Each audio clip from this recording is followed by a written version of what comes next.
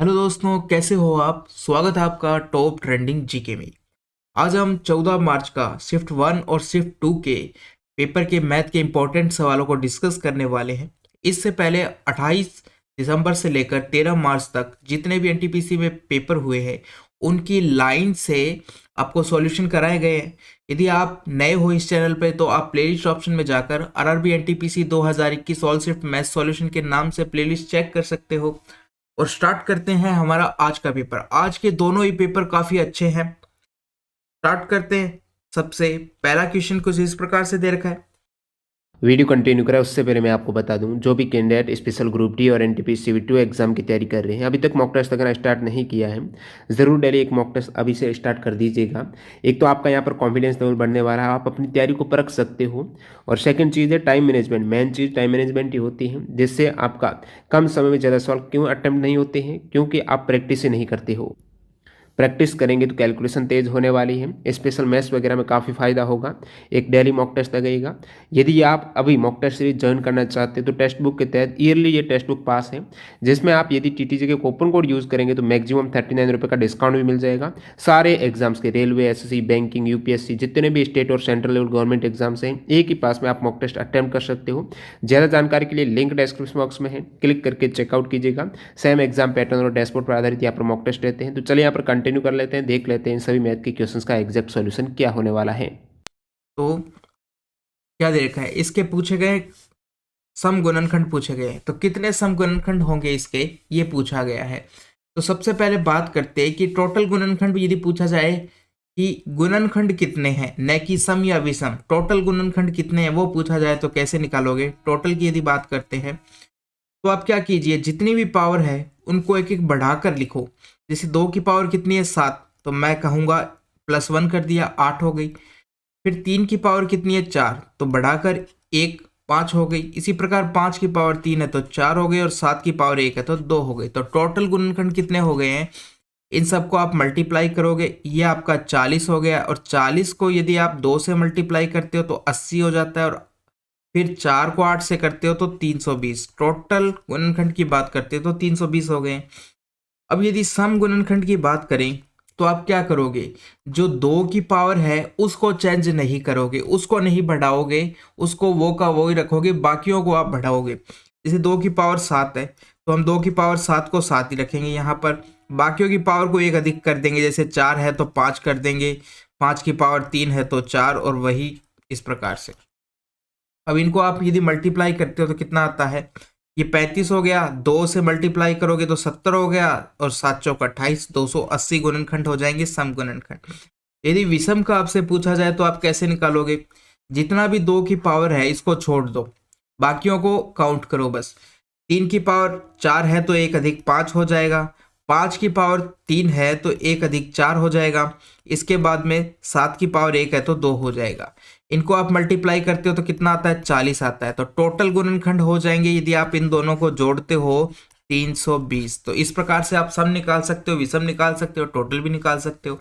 तीनों की बात कर लिए तो हमारा पूछा गया है सम, तो ऑप्शन नंबर 1 हो जाएगा। क्वेश्चन 5, 2 सेकेंद्रीय वर्त बनाए गए हैं। सेकेंद्रीय का मतलब है एक ही केंद्र पर 2 वर्त बनाए गए हैं, जिनमें से आंतरिक वर्त की त्रिज्या कितनी देर की है, 6 सेंटीमीटर, और बाहरी वर्त की त्रिज्या आंतरिक वर्त की त्रिज्या का कितना अधिक है, 50% अधिक है। 50% को यदि भिन्न में लिखते हैं तो हम लिखते हैं 1/2। ठीक है, यानी कि किसी की वैल्यू 2 है तो अब इसकी वैल्यू कितनी हो जाएगी, 1 अधिक हो चुकी है। ठीक है, तो इस प्रकार से तो दोनों वर्तों के मध्य निर्मित वलय का क्षेत्रफल पूछा गया है। देखो कुछ इस प्रकार से बाहर वाला वर्त है और एक वर्त इसके अंदर है, दोनों एक ही केंद्र पर बनाए गए हैं। तो जो ये वाला वलय का एरिया है इसका क्षेत्रफल पूछा गया है। उसने कहा गया है कि एक की रेडियस r है, दूसरे को बड़े वाले त्रिज्या को हम मान लेते हैं कैपिटल R से, बड़े वाले वर्त की। स्मॉल आपको 6 दे रखा है, तो बड़े की कितनी हो जाएगी, हमें दे रखा है इनका अनुपात। ठीक है, यानी कि छोटे वाले की यदि 2 है तो बड़े वाले की 1 अधिक होगी, यानी कि 2 + 1 कितनी हो जाएगी, 3 हो जाएगी। देखो दोनों का अनुपात यदि बात करें तो छोटे वाले का यदि अनुपात 2 है, उसका 1 अधिक कितना हो जाएगा, 3 हो गया है। रेडियस इस प्रकार से, यानी कि ये हो जाएगा। अब 2 की वैल्यू यदि आपको 6 दे रखी है तो 3 की वैल्यू कितना हो जाएगा, 1 की वैल्यू यहाँ से 3 आएगा, 3 3 9 हो जाएगा। तो देखो छोटे वाले वर्ग की त्रिज्या यदि 6 है तो बड़े वाले की कितनी हो गई है, 9 हो गई है। अब आपको दोनों वलों का क्षेत्रफल, बीच का वलय का क्षेत्रफल पूछा गया है। तो पहले वर्ग का क्षेत्रफल निकालोगे आप, कितना आएगा, मैं कहूँगा पाई इंटू 36 हो जाएगा। इसी प्रकार से दूसरे का निकालोगे तो कितना आ जाएगा, पाई इंटू 81 हो जाएगा। वलय का क्षेत्रफल निकालने के लिए आपको इन दोनों को घटाना पड़ेगा। तो वलय क्षेत्रफल की यदि बात करें तो इन दोनों को घटाना पड़ेगा, घटाओगे तो पाई बाहर आ जाएगा। 81 में से 36 घटाओगे तो आपका कितना बचेगा, 81 में से 36 घटाने पर देखो ये 6 है, 5 बच जाएगा, 4 आया, 4 45 आ चुका है, इतना आ चुका है। अब उसने जो आंसर 45 पाई देना चाहिए, या तो यहाँ पर कहीं पे भी पाई नहीं दिखाई दे रहा है तो पाई का भी मान रखना पड़ेगा, 22/7 आपको इंटू 45। अब ये आप ऊपर यदि मल्टीप्लाई करते हो तो 990 हो जाता है और नीचे 7 हो जाता है। ऑप्शन नंबर आपका 2 आ जाएगा। सवाल नंबर 7 की बात करते हैं। साइन ए का मान इतना दे रखा है, साइन tan 2a का मान ज्ञात करना है। साइन ए का मान दे रखा है आपको, कैसे ज्ञात करोगे। देखो सबसे पहले हम जानते हैं कि यदि देखो मैं इसको तोड़ लेता हूं, इसको यदि मैं तोड़ता हूं तो कैसे लिख सकता हूं, मैं ऐसे लिख सकता हूं tan a प्लस a लिख सकता हूं। अब आप a प्लस बी का फॉर्मूला जानते हो, tan का क्या होता है, हम कहेंगे tan a plus tan b, दोनों का मान यहाँ पर a ही है। बटे में क्या होता है 1 minus tan a into tan b, इस प्रकार से होता है। तो इन दोनों को ऊपर यदि जोड़ते हो तो आता है tan 2a हो जाएगा, नीचे क्या हो जाएगा 1 माइनस tan स्क्वायर a। तो tan 2a का ये फॉर्मूला भी होता है। या फिर नहीं आता तो आप इस प्रकार से भी कर सकते हो, इस प्रकार से रखोगे तो भी ये मान आ गए। अब आपको tan a का मान यदि हमें पता होना तो हम tan 2a की वैल्यू निकाल सकते हैं, क्योंकि ये किसके बराबर होगा, tan 2a के बराबर हो जाएगा, क्योंकि इन दोनों को जोड़ोगे यहाँ से आप तो tan 2a बन जाएगा। तो अब हमें सबसे पहले tan a का मान निकालना पड़ेगा। तो हमने एक पाइथागोरस अपना समकोण ट्रायंगल बनाया है, जिसमें बात करते हैं यदि ये कोण थीटा है तो थीटा के सामने की भुजा लंब होती है, और ये आधार हो गया है। आधार नहीं दे रखा, साइन थीटा बराबर क्या होता है, कर्ण होता है, तो ये आपको √17 दे रखा है। तो यहाँ से हम आधार निकालने की कोशिश करते हैं। क्या करोगे, √17 का स्क्वायर करोगे 17, ये 16, 1 आ जाएगा, यानी कि आधार आपका कितना आ चुका है, 1 आ चुका है। यहाँ से मुझे पता चला कि मेरा tan a कितनी वैल्यू आ चुकी है, तो मैं कहूँगा 4/1 या कह दूँ 4, सिंपल 4 कह दूँ कि tan a का मान आपके पास 4 आ चुका है। अब आप ये वैल्यू फॉर्मूले में रखोगे, ऊपर जो हमने लिया है tan 2a, इसको मैंने tan 2a लिख दिया है, ठीक है। ये आप बटे में मत समझ जाना, इसलिए मैं इसके नीचे नहीं लिख रहा हूँ। तो tan 2a बराबर क्या है 2, वैल्यू रखोगे कितना हो जाएगा, ये आपका 4 रख दोगे, नीचे क्या 4 का स्क्वायर 16 रखोगे, ऊपर आपका 8 आ चुका है, नीचे बड़े में से छोटा घटाओगे तो माइनस का 15 बच चुका है। ये मान आ गया, कहाँ पर दिखाई दे रहा है, ऑप्शन नंबर 3 में दिख रहा है, ये हो गया। सवाल नंबर 9 की बात करें। 2 पुरुष और 3 महिलाएं 7 दिन में 49 रुपए कमा सकते हैं। तो मैन को मैं एम से दिखाऊंगा और वुमेन को मैं डब्ल्यू से दिखाऊंगा, यानी कि मैन एक दिन में एम काम करता है और डब्ल्यू एक दिन में डब्ल्यू काम, वुमेन एक दिन में डब्ल्यू काम करती है। तो 2 मैन इतना काम कर देंगे और 3 वुमेन हो गया, टोटल 7 दिन तक काम करते हैं तो इतना काम कर देंगे। इसके लिए उन्हें जो पैसे मिलते हैं वो आप नीचे की तरफ लिख दोगे, बटे में लिख दोगे, क्योंकि उन्होंने जितना काम किया होगा उसी के अनुपात में उनको पैसा मिलता है। तो जो अपन काम जितना किया गया है, यानी कि पूरा काम किया गया है तो 1 लिखते हैं, आधा काम किया गया है तो 1/2 लिखते हैं। वो कहाँ पर लिखते हैं, हम हर में लिखते हैं। तो जो पैसा भी उसी अनुपात में होगा, इसलिए हम जो पैसे की बात करते हैं वो भी हम हर में लिखेंगे कि जो 7 दिन तक उन्होंने काम किया उनके लिए उन्हें 49 मिला है, तो 49 को आप बटे में लिख दो। इसी प्रकार से 3 मैन प्लस 6 वुमेन मिलकर इस काम को 8 दिन में करते हैं, तो उनको जितना 8 दिन में करते हैं उसके लिए 96 रुपए मिलते हैं उनको, इस प्रकार से। तो अब हमारे पास ये एक इक्वेशन बन चुकी है। आप इसको यदि और सरल करते हो, ये 7 से काटोगे इसको 7 बार चला जाएगा, यहाँ 8 से काटोगे तो ये 1 2 12 बार चला जाएगा। और अभी यहाँ से देखो, इससे कॉमन आ जाएगा। कॉमन क्या आएगा, यहाँ से आप 3 कॉमन ले सकते हो। अब 3 कॉमन ले सकते हो, तो ये तो मेरा आ गया 2m प्लस 3w बटे 7। और यहाँ से मैंने कॉमन कितना ले लिया, 3 कॉमन ले लिया, तो अंदर बचेगा मेरे पास मैन प्लस 2w। ये जो 2 कॉमन लिया है, 2 क्या 3 कॉमन लिया है, बटे में 12, इसको काटोगे तो कितना आ जाएगा, 4 आ जाएगा।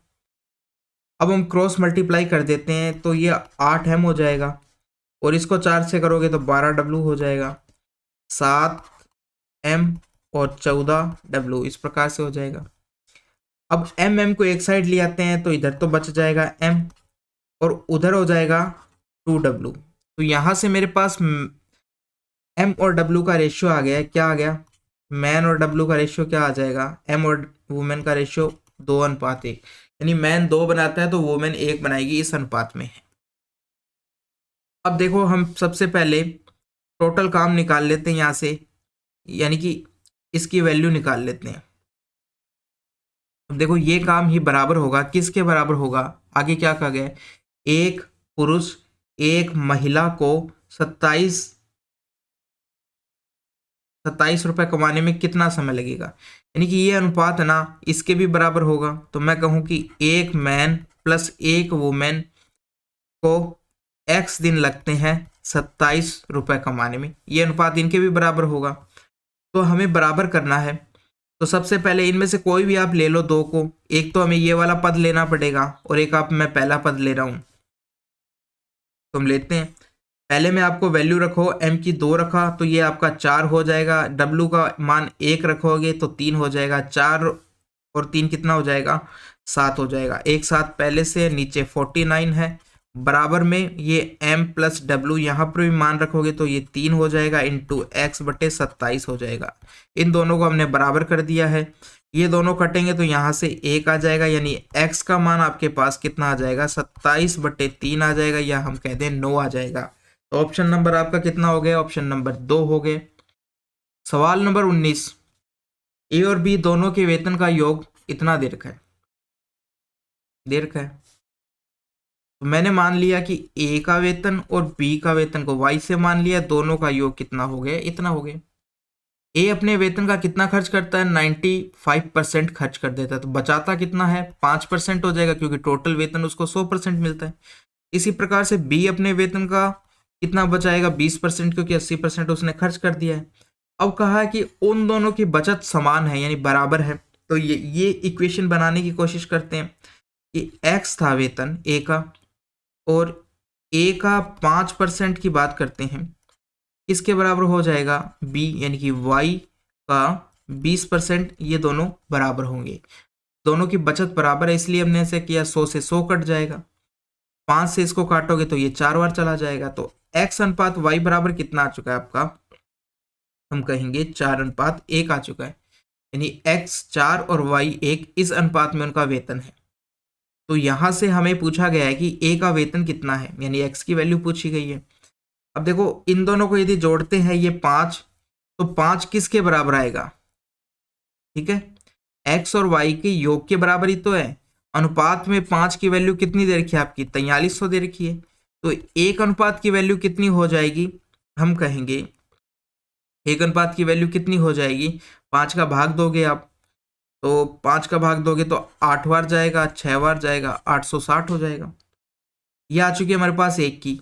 अब ए का वेतन कहा गया, ए का वेतन कितना अनुपात है, 4 अनुपात, तो 4 की वैल्यू बता दो यहाँ से, 860 बटे 4, 860 इंटू 4 बटे क्या, 860 इंटू 4, 4 से मल्टीप्लाई करोगे तो कितना आ जाएगा, ये 0, 4 6 24, 2 आई हासिल, 4 8 32 और 2 34, तो इतना आ जाएगा, 34 40 आ जाएगा, ऑप्शन नंबर 2 हो जाएगा। सवाल 34, ये दे रखा है आपको, इसका मान निकालना है। x का मान 0 नहीं हो सकता, -1 नहीं हो सकता, 1 नहीं हो सकता। क्यों नहीं, ये वैल्यू क्यों दी जाती है, क्योंकि यदि आप ये वैल्यू रखते हो तो हर के अंदर 0 बन जाता है, और जो कि अनंत हो जाता है। हर के अंदर यदि 0 बन जाएगा तो 1/0, ऊपर यदि कोई भी वैल्यू यदि नीचे 0 है तो टोटल या तो नॉट डिफाइन बोलते हैं या अनंत बोल देते हैं हम इसको, तो इसलिए ये दिया रहता है। ठीक है, अब हम बात करते हैं का मान ज्ञात कीजिए। इसका मान ज्ञात करना है हमें। तो मान ज्ञात करने के जब आप आंसर देखते हो तो आपको देखो यहाँ पर आंसर 1 2 अंकों के रूप में दे रखा है, तो हम यहाँ पर वैल्यू मान सकते हैं। सबसे पहली चीज तो ये कोई भी वैल्यू आप मान सकते हो यहाँ पर इनको छोड़कर। दूसरा देखो तरीका क्या कर सकते हैं हम कि देखो यहाँ पर आपको सबसे पहले इसको सॉल्व करोगे, इसको सॉल्व करोगे, इसका भाग की जगह मैं ये मल्टीप्लाई करता हूँ। ठीक है, तो क्या करना पड़ेगा मेरे को, भाग के साइन के बाद में जो भी टर्म्स आई है उसको उल्टा कर दूंगा। तो ये तो मेरा x की पावर 4 हो गया है, नीचे 1 प्लस x हो गया है। अब यदि इसको मल्टीप्लाई के साइन में चेंज करता हूँ तो उल्टा कर देंगे, x प्लस 1/x² हो जाएगा। और यहाँ पर आपको पहले से x माइनस 1 ये दे रखा है। यहाँ तक हमने सॉल्व कर लिया है। अब आपको क्या करना है, एक चीज सोचनी है। 1 माइनस एक्स की पावर 4 के यदि हम टुकड़े करते हैं कैसे ओपन होगा, ये a² माइनस b² का फॉर्मूला बन जाएगा, जिसमें से क्या आता है a प्लस बी आता है और a माइनस बी आता है। a प्लस बी का मतलब 1 प्लस x² हो जाएगा और दूसरा आ जाएगा 1 माइनस x²।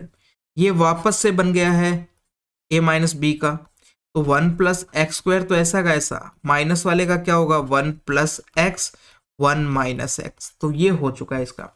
तो आप इसकी जगह पर ये वैल्यू पुट कर सकते हो। पुट करते हैं तो क्या आ जाएगा 1 प्लस x² आ गया एक, तो एक मेरा 1 प्लस एक्स और एक 1 माइनस एक्स, ये तीनों वैल्यू रख दिए उसकी जगह पे। साथ में क्या है एक x है, बटे में बात करते हैं आपके पास क्या है 1 प्लस एक्स है, दूसरा 1 प्लस x² है, तीसरा x है और एक x माइनस 1 है। यदि मैं इसमें से माइनस कॉमन ले लेता हूँ, बाहर माइनस निकालता हूँ तो अंदर क्या हो जाएगा 1 माइनस एक्स बन जाएगा। ऐसा क्यों किया, क्योंकि ये इससे कट जाएगा, इसी प्रकार से ये आपस में कट जाएंगे और ये भी कट जाएंगे, x x से कट जाएगा, कितना आया 1 आया, 1 आ गए।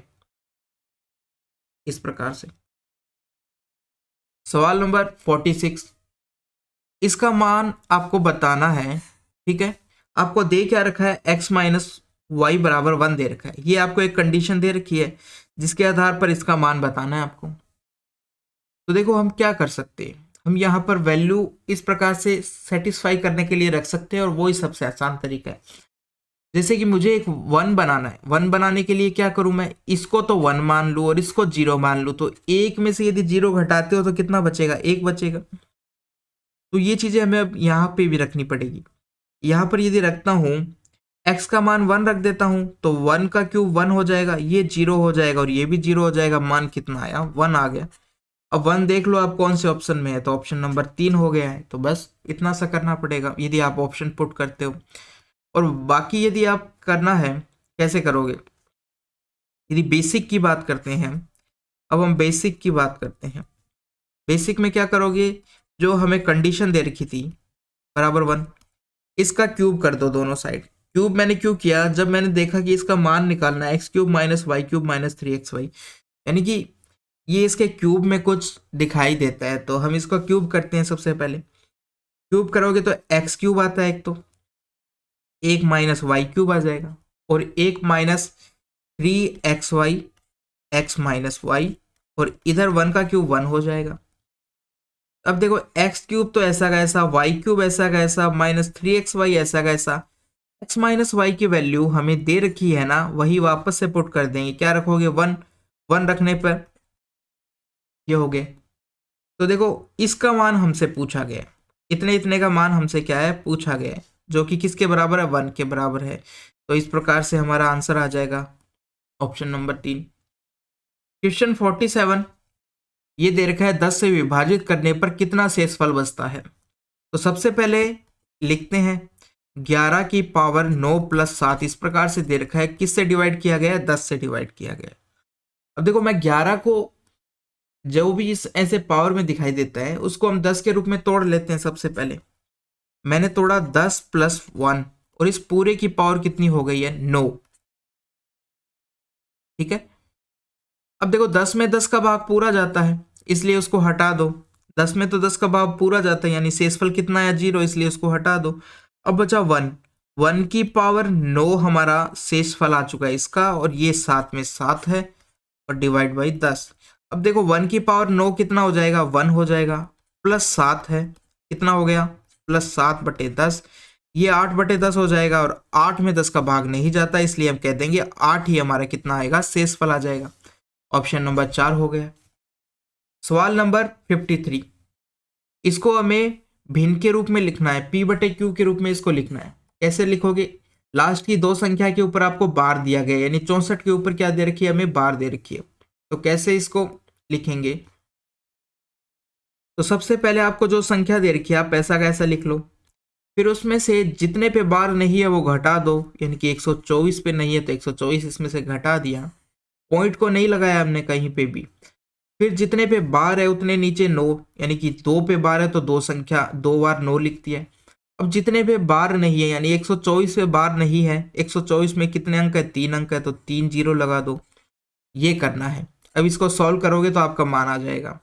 जैसे 4 में से 4 घटाओगे तो लास्ट में 0 आता है, 6 में से 2 घटाओगे तो 4 आ जाएगा, 4 में से 1 घटाओगे तो 3 आएगा, और आगे 12 है, ये हो गया। नीचे आ जाएगा 9 9 0 0 0, एक जीरो से एक जीरो कट जाएगी, आपके पास क्या बचा 12 34 तो ऊपर बचा है, नीचे 9 9 0 0 ये बच गया। अब देखो दोनों सम संख्याएं हैं तो 2 से कट जाएगी, ऊपर यदि काटते हो तो 617 आ जाता है, नीचे यदि काटते हो तो ये 49 50 आ जाएगा। ऑप्शन नंबर 2 हो चुका है। सवाल नंबर 54 की बात करें, एक निश्चित साधारण ब्याज की दर पर कोई धनराशि 5 वर्ष में स्वयं की दोगुनी हो जाती है, तो साधारण ब्याज की उस दर पर धनराशि 8 वर्ष बाद स्वयं की कितनी गुना हो जाएगी। यदि 5 वर्ष में दोगुनी होती है तो 8 वर्ष में कितनी गुना होगी, ये पूछा गया है। कैसे करेंगे, देखो यदि कोई धनराशि दोगुनी हो गई है इसका मतलब क्या है कि मूलधन को यदि मैं 1 मानता हूं तो मिश्रधन मेरा कितना हो गया है, हम कहेंगे 2। यदि मूलधन को यदि 1 मानते हैं तो राशि यानी कि मिश्रधन मेरा कितना हो गया 2। इसका मतलब कि इसमें एक ब्याज जुड़ा होगा, ब्याज जुड़ा होगा। जब भी साधारण ब्याज की बात आती है तो हम ब्याज पे कंसिडर करते हैं, ब्याज को निकालने की कोशिश करते हैं। अब हमें पता चल चुका है कि मूलधन, एक मूलधन पर ब्याज कितना है 1 है। ठीक है, ये ब्याज कितने सालों में आया है 5 सालों में आया है। कहा गया ना राशि दुगनी कितने में हुई 5 सालों में, या फिर ऐसे कहे तो कि ब्याज मूलधन के बराबर कितने सालों में आया 5 सालों में। तो बात करते कि 5 सालों में ब्याज कितना आया 1 आया, तो 1 साल का ब्याज कितना हो जाएगा, ये तो 5 वर्ष का ब्याज है। 1 वर्ष का ब्याज कितना हो जाएगा, कैसे निकालोगे, 1 को 5 से डिवाइड कर दोगे इतना हो जाएगा। 8 वर्ष का ब्याज कितना आएगा, क्योंकि साधारण ब्याज में क्या होता है कि हर साल ब्याज बराबर बराबर होता है, तो 8 साल में कितना आएगा 1/5, 1 साल में आता है तो 8 साल में इसका 8 गुना हो जाएगा, यानी कि 8/5 आ जाएगा, इतना गुना हो जाएगा मूलधन का। अब आप इसको 5 से भाग देते हो तो कितना आएगा, मूलधन का इतना गुना हो जाएगा 8/5, भाग दोगे तो आ जाएगा आपका 1 सही 3/5 आ जाएगा, 1 सही 3/5 आ जाएगा। ये आपका क्या चीज आया है, ब्याज आया है 8 साल का। 8 साल का ब्याज कितना है 1 सही 3/5 आया है। यदि पूछा जाए कि वो राशि कितनी हो गई 8 साल बाद, तो हम कहेंगे कि उसके अंदर मूलधन भी तो जुड़ेगा, मूलधन प्लस, देखो यहां मैं लिख देता हूं कि मूलधन प्लस ब्याज बराबर होता है मिश्रधन। तो राशि मिश्रधन होती है, मूलधन तो हमारा एक ही था, ब्याज कितना हो गया 1 सही 3/5, तो ये राशि आपकी कितनी हो जाएगी 2 सही 3/5। 1 को जोड़ दिया है और भिन्न 3/5 है इस प्रकार से, तो ऑप्शन नंबर मेरा कितना हो गया 4 हो गया। सवाल नंबर 55 की बात करते हैं, एक व्यक्ति अपनी पूंजी का 1/4 हिस्सा साधारण ब्याज की 3 सही 1/2 दर पर, 1/3 हिस्सा इतने पे और शेष हिस्सा 8% की दर पर निवेश करता है, और इस प्रकार से उसको कितनी साधारण ब्याज प्राप्त, वार्षिक साधारण ब्याज की राशि, यानी ब्याज इतना मिलता है इस प्रकार से 1 साल बाद। तो निवेशित पूंजी बतानी है कि स्टार्टिंग में उसने कितना पैसा लगाया। ठीक है, अब देखो आप क्या करो,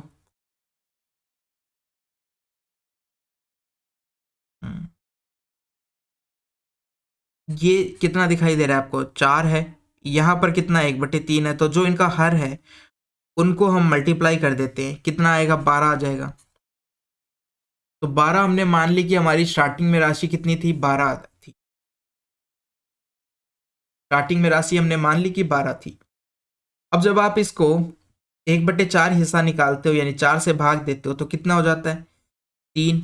यानी 3 हिस्सा, यदि टोटल राशि 12 थी तो उसने 3 किस में लगा दिया है, 3 सही इतने में। इसको यदि आप लिखोगे तो 7/2 लिख दोगे, ठीक है, इतने पे लगा दिया, टोटल इतना परसेंट।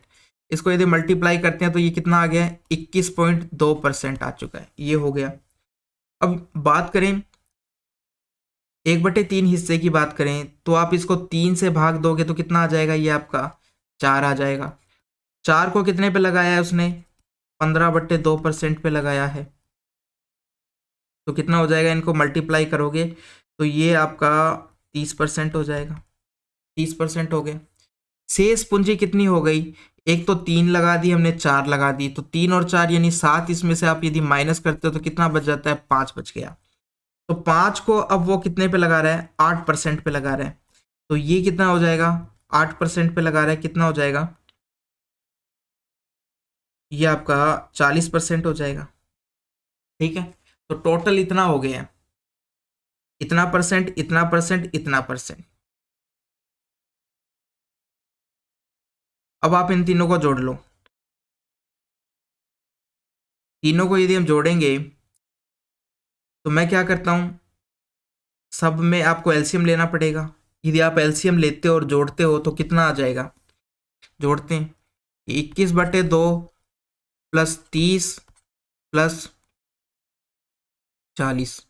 तो मैं इसके नीचे भी 2 मान लेता हूँ, ऊपर भी 2 से, ये 60 हो जाएगा। इसको 2 से मल्टीप्लाई कर दिया, ऊपर नीचे ये 80 हो जाएगा।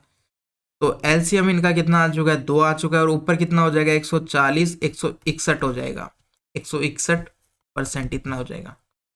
अब देखो ये टोटल हमारा ब्याज आ चुका है, कितना आया है, 161/2% की वैल्यू कितने के बराबर दे रखी है आपको, 2576 के बराबर दे रखी है। तो 1% की यदि वैल्यू निकालते हो तो ये बट्टे 161 इंटू 2 हो जाएगा। अब देखो 161 किसके पहाड़े में आता है, 23 के पहाड़े में आता है, 23 के पहाड़े में 7 बार आता है। तो आप 23 से काट सकते हो, या 161 का इसके अंदर भाग दोगे तो वो भी पूरा चला जाएगा। कितनी बार जाएगा, पहले बार तो कितना है, 5 7 6, 161 एक बार गया, फिर यहाँ पे आपका 6 बचा, यहाँ पर आपका 9 बचा, तो ये आपका जाएगा 1 और 6 बार, 16 बार कट जाएगा इससे यदि आप काटते हो।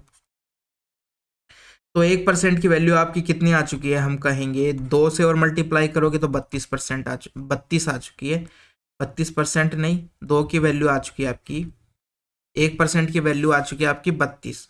और राशि जो होती है एक्चुअल में वो 100% होती है, तो 100 की वैल्यू कितनी आ जाएगी, 3200, नो नो, राशि कितनी थी हमारी एक्चुअल में, राशि कितनी थी, 12। हमने स्टार्टिंग में ली थी राशि 12 थी। तो 12 की वैल्यू यदि आप निकालते हो तो ये कितनी आ जाएगी आपकी, इसको 12 से मल्टीप्लाई कर दोगे, 12%, 12% की वैल्यू कितनी आ जाएगी, 32, और यहाँ से आप 12 आ जाएगा, और ये परसेंटेज का साइन नीचे 100 जाएगा, तो ऊपर 100, इधर से 12 की वैल्यू आ गई है। अभी हमने क्या किया, पहले 12% की वैल्यू निकाली, जिसमें 12% की वैल्यू कितनी है, चलो ऐसे ही देख लो कि 12% की वैल्यू निकाली, क्योंकि हमारी राशि थी 12, इसलिए मैं सबसे पहले परसेंटेज में निकाल रहे हैं, तो 12% की वैल्यू निकाल ली है। 12% की वैल्यू कितनी आ चुकी है, कितनी आ जाएगी, इन दोनों को यदि आप मल्टीप्लाई करते हो तो यह हो जाएगा 12 दूनी 24 का 4, 2 आई हासिल 36, और 1 2 38, तो इतना हो चुका है। अब हमें 12 की वैल्यू, क्योंकि हमारी राशि तो 12 है, 12 की वैल्यू निकालनी है, तो ये परसेंटेज का जो आप साइन हटाओगे नीचे 100 आएगा, तो ये आपका नीचे 100 आया, फिर मैं उसको राइट साइड में ले गया, नीचे भाग में था, इधर जाके मल्टीप्लाई में हो जाएगा, तो ये 2 जीरो और लग गई है। तो इस प्रकार से 12 की वैल्यू इतनी आ चुकी है।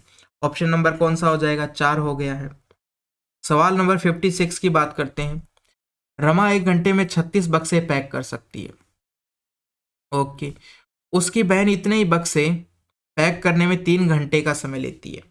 यानी रमा जो उसकी बहन है वो 36 बक्से पैक करने में कितने घंटे का समय लेती है? 3 घंटे का समय लेती है। उन दोनों को एक साथ मिलकर 36 बक्सों को पैक करने में कितना समय लगेगा? कितना समय लगेगा? तो देखो, एक तरीका तो ये है कि देखो इसने भी सेम काम किया है और इसने भी 36 बक्से पैक किए। अब हम 36 को भूल जाते हैं। पहली चीज तो ये, हम एक तरीका तो ये कि 36 को भूल भूल जाते हैं। अब हमारे पास रेशियो आ चुका है, क्या टाइम समय का रेशियो आ चुका है क्या, कि ये 1 घंटे में करती है रमा और उसकी जो सिस्टर है वो 3 घंटे में काम करती है, जिस प्रकार से दे रखा है। तो हम यदि टोटल काम निकाले तो इनका एलसीएम ले लेंगे, यानी कि 3 आ जाएगा। 3 आ गए। तो यहाँ से दोनों की इफिशिएंसी निकालते हो तो इसका 3 आ जाएगी, इसकी 1 आ जाएगी। तो पूछा गया है दोनों मिलकर इस काम को कितने में कर देंगे? टोटल काम हमारा कितना है? 3। 3 को कितने में करेंगे दोनों मिलकर? तो दोनों की इफिशिएंसी, इसकी 3 है, इसकी 1 है, दोनों को जोड़ोगे तो कितना आ जाएगा? 4 आ जाएगा। 4 से डिवाइड, इतना क्या लगेगा? आवर में टाइम लगेगा उसको, क्योंकि 3 क्या था हमारा? वर्क था। टोटल काम कितना है? 3 है। ये टोटल वर्क है, ये ऊपर रख दिया, और नीचे ये इफिशिएंसी थी, ये इफिशिएंसी रख दी है। इस प्रकार से आ गया है। यदि इसको हम मिनट में चेंज करते हैं तो 3/4 इंटू मिनट के लिए 60 से मल्टीप्लाई करोगे, ये मिनट में चेंज हो गए। मिनट में कितना आ जाएगा? 4 से काटोगे, ये 15 आ जाएगा। 45 मिनट में आ चुका है। इस प्रकार से हम कर सकते हैं। तो ये जो 36 आपको दे रखा था, ये सवाल को उलझाने के लिए दिया गया है। तो इस प्रकार से आपको ये चीज़ ध्यान रखनी है। ऐसा दिया गया इसके अंदर। तो हमने कहा कि भाई 36 बक्से ये पैक कर रहा है और 36 ये कर रहा है, तो टोटल काम हमारा 36 है।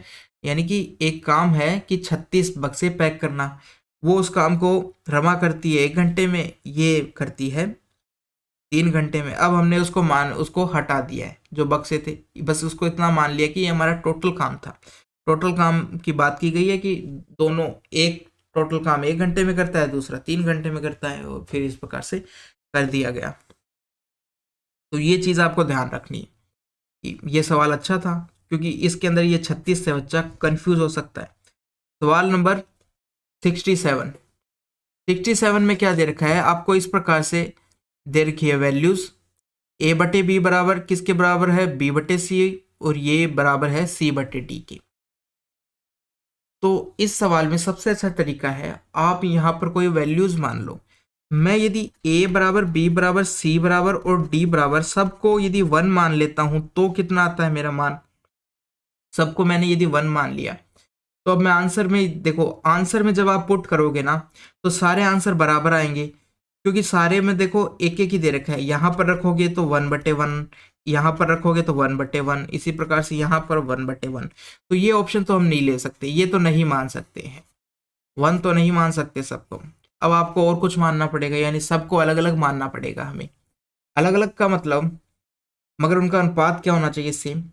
तो मैं ऐसे मानता हूँ कि A को 1 मान लेता हूँ और B को 2 मान लेता हूँ। तो यहाँ से मेरा अनुपात कितना आया? 1/2 आ गया। इसी प्रकार से B को यदि 2 माना है आपने, तो C को मैं देखो क्या बात करते हैं, A को 1 मान लेता हूँ, B को बात करें तो मैं 2 मान लेता हूँ, C की बात करें तो मेरे को 4 मानना पड़ेगा, और इसी प्रकार से D को कितना मानना पड़ेगा? 8 मानना पड़ेगा। ऐसे क्यों मानना पड़ा? क्योंकि जब आप 1/2 करते हो पहले में, इसी प्रकार से B/C की बात करोगे तो आपको 2/4 करना पड़ेगा, और ये आपको 4/8 करना पड़ेगा।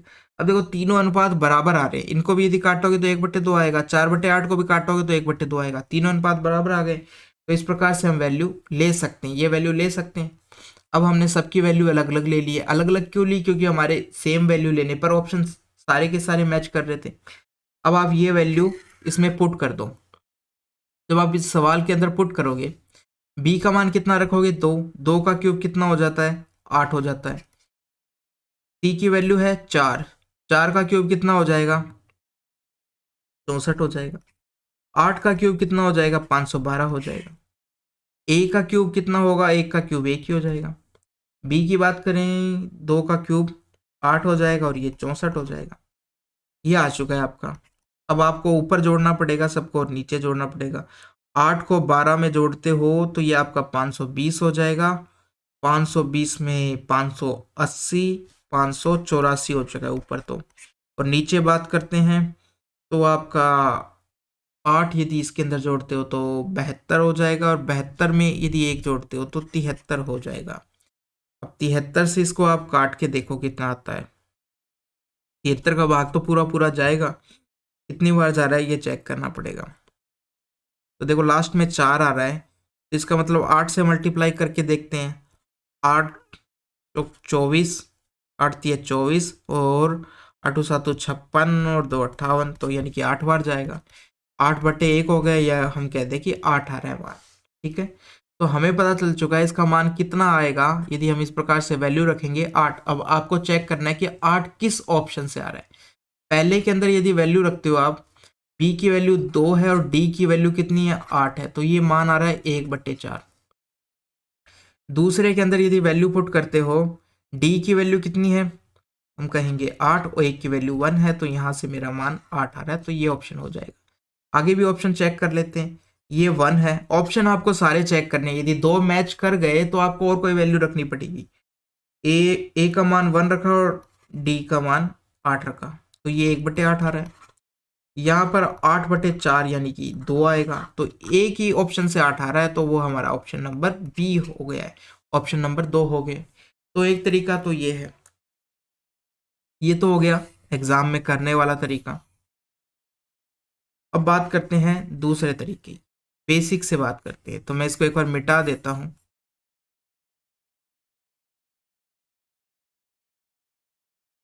अब देखो हम बात करते हैं इसकी। क्या करेंगे, जैसे हमें दे रखा है a/b बराबर b/c बराबर c/d दे रखा है, तो इसको मैंने मान लिया के से मान लिया। यहां लिख देता हूं सेकंड मेथड है। आपको ध्यान रहे कि एक इससे पहले भी हमने यूज किया है। तो यहां से a की वैल्यू क्या आ जाएगी, हम कहेंगे b की आ जाएगी यदि मैं पहले और k को बराबर करता हूं। दूसरे को बराबर करता हूं तो मेरा c क्या आ जाएगा, और तीसरे को बराबर करते हैं तो c बराबर d की आ जाएगा। ये आ जाएगी वैल्यूज। अब ये वैल्यूज हम ऊपर पुट करते हैं, जो हमें मान निकालना है उसके अंदर वहां पर आप रखते हो, क्या आएगा।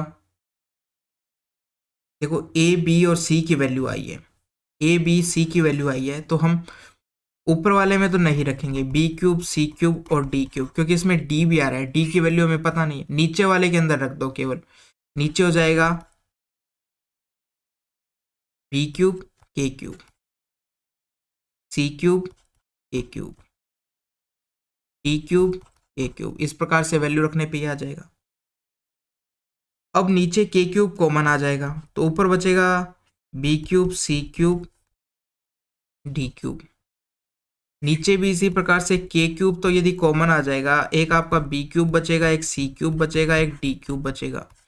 अब ये दोनों आपस में कट जाएंगे, बचेगा क्या, 1/k³।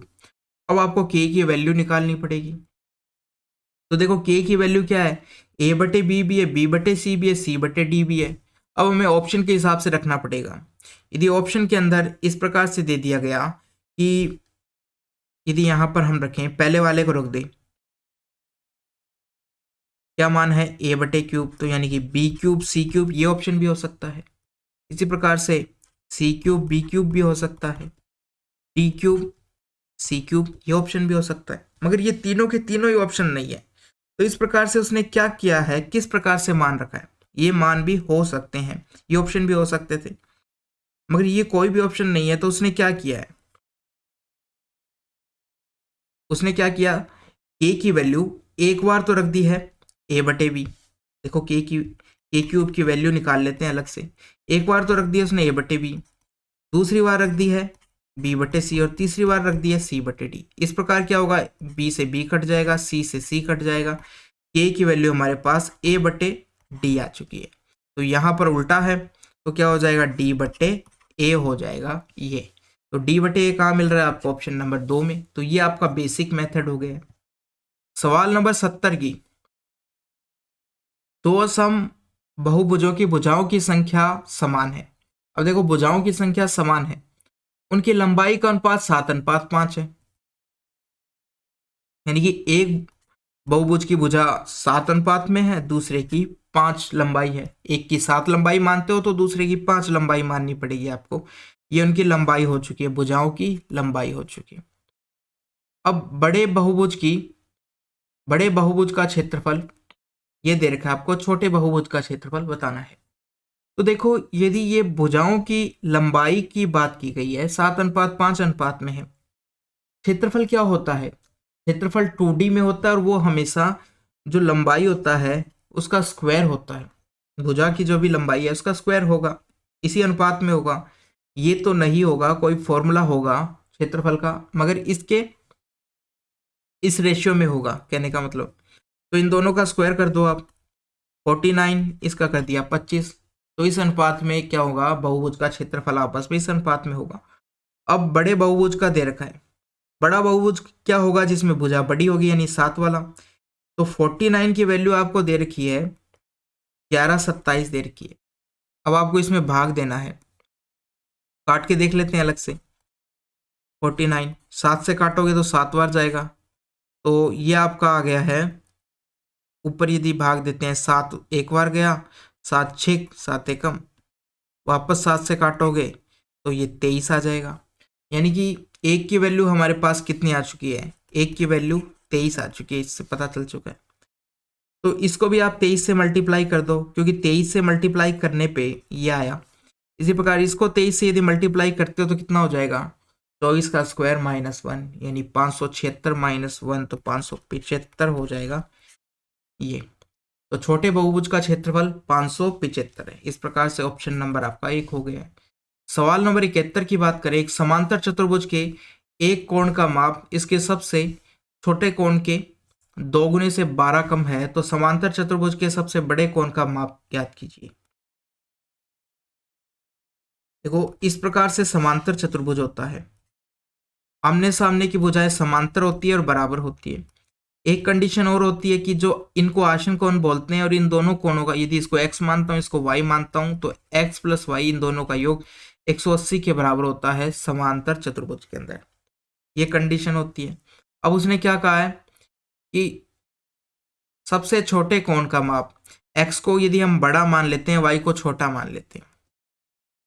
इसके दो ही तरह के कोण होते हैं, क्योंकि ये x है तो इसके सामने का कोण भी x होता है, ये y है तो इसमें ये y हो जाएगा। इस प्रकार से होता है। तो इसमें दो प्रकार के कोण होते हैं और दोनों कोणों का योग कितना होता है? 180 के बराबर होता है, जिसे हम आसन कोण कहते हैं। आसन कोण का योग 180 के बराबर होता है।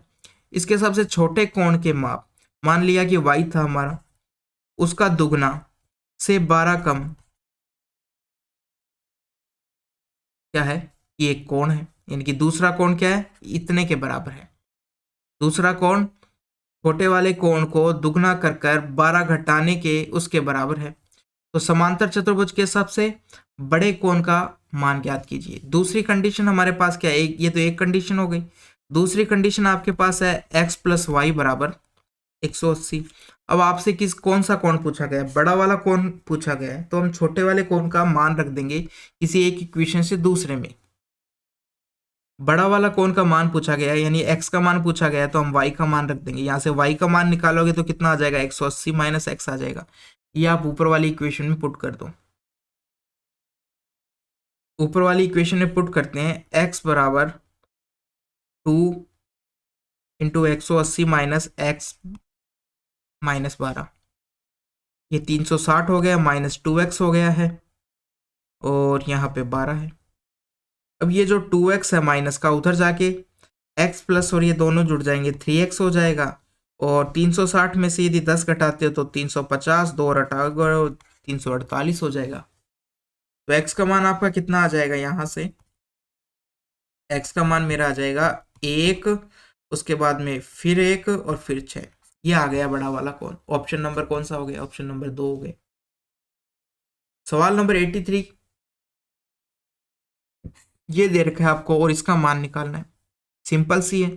यदि इसका मान 3 है तो इसका मान कितना हो जाएगा, 1/3 हो जाएगा, क्योंकि इनमें साइन में अंतर है केवल प्लस और माइनस में। देखो क्या होता है कि सेक की बात कर लो, या तो हम बात करें sec theta minus tan theta, इस प्रकार से यदि आपको दे रखा है, प्लस वाला दे रखा है, प्लस वाला यदि एक्स दे रखा है तो माइनस वाला क्या होगा, इसका व्युत्क्रम हो जाएगा 1/, और सेम ये का ये इसमें भी लगता है cosec theta plus cot theta, यदि y है तो cosec theta minus cot theta बराबर 1/y हो जाएगा, यानी एक दूसरे का व्युत्क्रम हो जाता है। जबकि कोस प्लस साइन के अंदर ये नहीं लगता है, क्योंकि इनका एक फॉर्मूला होता है, हम जानते हैं कि देखो sec square theta minus tan square theta बराबर क्या होता है, 1 होता है। इस वजह से इसको a मान लो, इसको b मान लो, तो ये a square minus B square हो जाएगा, और यहाँ से एक फॉर्मूला ओपन होता है कि sec theta plus tan theta और sec theta minus tan theta बराबर 1 है। तो 1 कब आएगा, जब एक दूसरे के उल्टे होंगे। यदि ये 1/3 है तो ये 3 हो जाएगा, दोनों कट के 1 आ जाएगा, इस प्रकार से है। तो ये दोनों चीजें आपको ध्यान रखनी है कि सेक और सेक टेन की बात हो या कोसेक कोट की बात हो, तो ये साइन केवल चेंज है तो हम प्लस को यानी कि व्युत्क्रम हो जाएगी, दोनों का मान एक दूसरे का व्युत्क्रम हो जाएगा। तो यहाँ से हमें 3 दे रखा था, इसका मान 1/3 हो जाएगा और ऑप्शन नंबर 4 आ जाएगा। 1 सेकंड का सवाल है ये। क्वेश्चन नंबर 84, निम्न आंकड़ों का मानक विचलन बताना है, यानी कि स्टैंडर्ड डेविएशन हमें निकालना है। तो स्टैंडर्ड डेविएशन का एक फॉर्मूला होता है कि एक्स आई माइनस एक्स बार बटे एक्स आई माइनस एक्स बार का होल स्क्वायर बटे नंबर ऑफ संख्याएं, ये होता है। अब यहां पर एक्स बार है जो माध्य है, एक्स आई है जो हमारी संख्याएं हैं वो है, और एन नंबर ऑफ संख्या है, नंबर ऑफ संख्या, ठीक है। ये क्या है, एक्स आई क्या है, प्रत्येक संख्या की वैल्यू है, संख्या वैल्यू कह दो, इस प्रकार से। अब देखो अभी भी ये क्लियर नहीं हो रहा है, तो इसमें थोड़ा सा पहले आपको काम करना पड़ता है। कैसे, 3 4 5 6 ये मेरी संख्या है, ठीक है, ये 5 संख्याएं। सबसे पहले आपको क्या करना पड़ेगा, माध्य निकालना पड़ेगा। आप माध्य यदि निकालते हो क्या करोगे, सबको जोड़ के नंबर ऑफ संख्या कितनी है 5, तो यदि सबको जोड़ोगे ये कितना आ गया आपका, लास्ट वाली दोनों को जोड़ोगे 10, इनको जोड़ोगे 10, तो 25 आ चुका है, 25/5। तो माध्य कितना आ चुका है मेरा, 5 आ चुका है। सबसे पहले माध्य निकालना पड़ेगा आपको, कितना आ गया 5 आ गया। अब हमें क्या निकालना पड़ेगा, ये तो मेरा था एक्स आई माइनस एक्स बार निकालना पड़ेगा। कैसे निकालोगे, 3 में से 5 घटा दो, कितना बचेगा, माइनस का 2 बच जाएगा। इसी प्रकार से यहाँ करोगे, 4 में से 5 घटा दोगे, कितना बचेगा, माइनस का 1 बचेगा। यहाँ पर आपका 0 बचेगा, यहाँ पर प्लस का 1 बच जाएगा, इसी प्रकार से यहाँ पर 2 बच जाएगा। ये हो गया। अब हमें एक्स आई एक्स बार का स्क्वायर निकालना है, तो इसका स्क्वायर करोगे 4 आ जाएगा, ये 1 आ जाएगा, ये 0 आ जाएगा, ये 1 आ जाएगा, ये 4 आ जाएगा। ये आ चुका है हमारे पास। और अब इन सब का योग कर लो आप यहाँ पर, क्योंकि ये सिग्मा एक्स आई होता है। इन सब का योग करोगे तो कितना आ जाएगा, 4 और 4 8 होते हैं, और 2 जोड़ोगे तो 10 हो जाएगा, यानी इनका योग आपके पास आ चुका है, 10 हो चुका है। तो हमें इसका यदि मान निकालना है, ये आपका स्टैंडर्ड डेविएशन का फॉर्मूला होता है। आप इसके अंदर यदि वैल्यू पुट करते हो, 10 का स्क्वायर कितना हो जाएगा, 100 हो जाएगा। नंबर ऑफ संख्याएं कितनी है, 5 है, और अनरूट दे रखा है आपको, अनरूट दे रखा है, तो यहाँ से भाग दोगे, नहीं स्क्वायर ही निकाला था हमने, स्क्वायर कितना है, 10 है आपका, तो 10/5 करोगे, 10/5 तो कितना आ जाएगा, √2 आ जाएगा। ये हमारा आंसर आ चुका है। ऑप्शन नंबर कौन सा हो जाएगा, ऑप्शन नंबर 1 हो जाएगा। तो दोस्तों यहाँ पर अपना शिफ्ट 1 के जितने भी इंपॉर्टेंट सवाल थे उनको हमने कंप्लीट कर लिया है। अब 14 मार्च का सेकंड शिफ्ट की बात कर रहे हैं। क्वेश्चन नंबर सबसे पहला क्वेश्चन 1, 3,000 की राशि पर 6/4% वार्षिक दर से 5 फरवरी से लेकर 18 मार्च तक दोनों तिथियों को शामिल करना है, साथ में करते हुए अवधि का साधारण ब्याज बताना है। तो अब आपको क्या करना है, आपको जो दर दी गई है वो कितने की दी गई है, वार्षिक दर दी गई है, और आपसे पूछा गया है 5 फरवरी से लेकर 18। तो सबसे पहले तो हम क्या करते हैं, दर को है ना इस टाइम पीरियड के अंदर चेंज कर लेते हैं। कैसे, फरवरी के टोटल कितने दिन हो गए हैं, यदि आप 28 में से 5 को घटाते हो तो आपका कितना आता है, 28 में से यदि 5 को घटाते हो तो आपका 23 आता है, लेकिन हमें 5 को भी शामिल करना है तो एक और जोड़ दो, 5 को भी जोड़ दो, यानी कि एक वैल्यू और जोड़ दो, 24 हो जाएगा। फरवरी में तो टोटल दिन हो गए हैं, फरवरी की बात की जाए तो टोटल दिन हो गए हैं 24 हो गए। उसके बाद में बात की जाती है, क्योंकि 2005 में फरवरी 28 की होती है, फिर मार्च की बात आती है। मार्च के अंदर पूरे के पूरे 31 दिन हो जाएंगे, और अप्रैल के अंदर कितने हो जाएंगे, अप्रैल की बात की जाती है तो अप्रैल के अंदर 18 दिन हो जाएंगे, क्योंकि 18 तारीख तक की बात और दोनों को शामिल करना था, इसलिए फरवरी में 24 हो गए हैं, अप्रैल में 18 हो गए हैं, और मार्च में 31 हो गए हैं। दोनों तिथि जो दे रखी है आपको 5 और 18 उनको भी शामिल करना है, टोटल इतने दिन हो चुके हैं। इन सबको अब आप जोड़ो, तो 24, 18 और 31 को यदि हम जोड़ते हैं तो 12 और 1 13 हो जाएगा, एक हासिल, ये 6 और 1 7 73 हो जाएगा। टोटल दिनों का योग आपका कितना हो गया है, 73 हो गए हैं, 73 दिन हो गए। 73 दिन का ब्याज हमें निकालना है। अब देखो, आपको जो दर दी गई है वार्षिक दी गई है, वार्षिक यानी कि 365 दिन की दर कितनी है, 365 दिन का ब्याज कितना है। इसको यदि हम सरल भिन्न में चेंज करें तो 28 नहीं 25/4 आ जाएगा, 25/4% है 365 दिन की। एक दिन की दर कितनी हो जाएगी, तो 25/4, ठीक है, और ये आपका 365 में आ जाएगा। 73 दिन की यदि निकालनी है आपको दर, तो 25/4% इंटू 73 ऊपर 365 नीचे, इस प्रकार से इनको यदि काटोगे आप तो कितना आ जाएगा, ये आपका 1/73 से 5 बार ही जाएगा ना, 5 7 35, ठीक है 5 बार जाएगा, और 5 से ये कट जाएगा आपका, 5 से 5/4% आ चुकी है। तो हमारे पास अब दर आ चुकी है 73 दिन की 5/4%, ये दर आ चुकी है, 73 दिन की दर आ चुकी है। ठीक, अब आपको कुछ नहीं करना, सिंपल आपको 3,000 का 5/4% निकालना है, ये निकालना है अब आपको, ये निकालना है हमें। परसेंटेज का यदि हम साइन हटाते हैं तो नीचे क्या आ जाएगा, 100 आ जाएगा। 5/4 हटाया तो नीचे क्या आ जाएगी, 2 जीरो आ गई। ये 2 जीरो से ये 2 जीरो काट दिए हमने।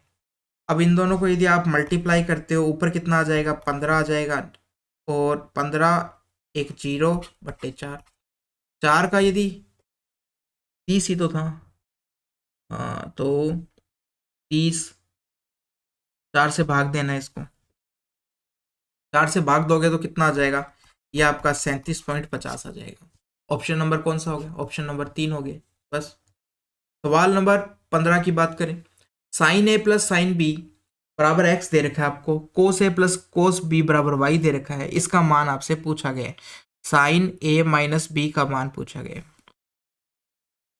अब देखो, जब मैं ऑप्शन देख रहा था तो मुझे पता चला कि एक्स स्क्वायर आ रहा है, यहाँ पर वाई स्क्वायर आ रहा है, कुछ इस प्रकार से आ रहा है, यानी एक्स का स्क्वायर हो रहा है, वाई का स्क्वायर हो रहा है। इसका मतलब क्या करना होगा इसका मान निकालने के लिए, तो मैं इसका भी स्क्वायर कर दूं और इसका भी स्क्वायर कर दूं। एक तरीका तो ये है। सबसे पहले हम बेसिक की बात कर रहे हैं, ठीक है, इसका स्क्वायर कर दूं, इसका स्क्वायर कर दूं, और बाद में फिर क्या है कि इसका मान निकालेंगे। तो देखो, इसका यदि हम स्क्वायर करते हैं पहले वाले का, क्या आ जाएगा, एक तो आपका आएगा साइन ए प्लस साइन बी का स्क्वायर, और राइट साइड में क्या हो जाएगा, एक्स स्क्वायर हो जाएगा। इसको मैं क्या लिख सकता हूं, sine square A plus sine square B plus 2 sine A sine B, ये लिख सकते हैं। ये किसके बराबर है, आपको एक्स स्क्वायर के बराबर है। अब ये जानते हो आप, ये तो अभी तो नहीं होगा कुछ भी, ये हो गए। इसी प्रकार से दूसरे का यदि स्क्वायर करते हो तो आपका आएगा cos square A plus cos square B आ जाएगा plus 2 cos A cos B बराबर वाई स्क्वायर, ये आ जाएगा आपका। दोनों आ गए हैं। अब देखो हमें इसका मान निकालना है, कोस A माइनस बी का मान निकालना है। तो कोस ए बी का मान कैसे निकालोगे? इसका सबसे पहले आपको फॉर्मूला आना चाहिए। कोस ए माइनस बी बराबर क्या होता है? ये होता है कोस A cos B plus sign A sine B, ये फॉर्मूला होता है इसका। यदि यहाँ पर माइनस है तो यहाँ प्लस आएगा, यदि प्लस होता तो माइनस आएगा। अब हमें इन दोनों की वैल्यू रखनी है, यहाँ पे इन दोनों की वैल्यू रखनी है। तो देखो ऊपर वाले से मैं यदि इसकी वैल्यू निकालता हूँ, देखो ये साइन ए बी की वैल्यू यहाँ से निकाल सकता हूँ, क्या आ जाएगा मेरा, क्या आ जाएगा, ये हो जाएगा। या फिर आप क्या करो, इसको छोड़ो एक बार, इन दोनों को यदि आप जोड़ते हो, इन दोनों इक्वेशन को यदि जोड़ते हो, लेफ्ट साइड और राइट साइड को यदि जोड़ते हो, क्या होगा, एक तो मेरा आ जाएगा sign square A plus cos square A, sign square ए ये हो जाएगा, देखो साइन स्क्वायर ए कोस स्क्वायर ए, इन दोनों का मान जुड़ के क्या हो जाता है, 1 हो जाता है। इसी प्रकार से sine square B plus cos square B भी 1 हो जाएगा, ये दो 1 हो चुके हैं।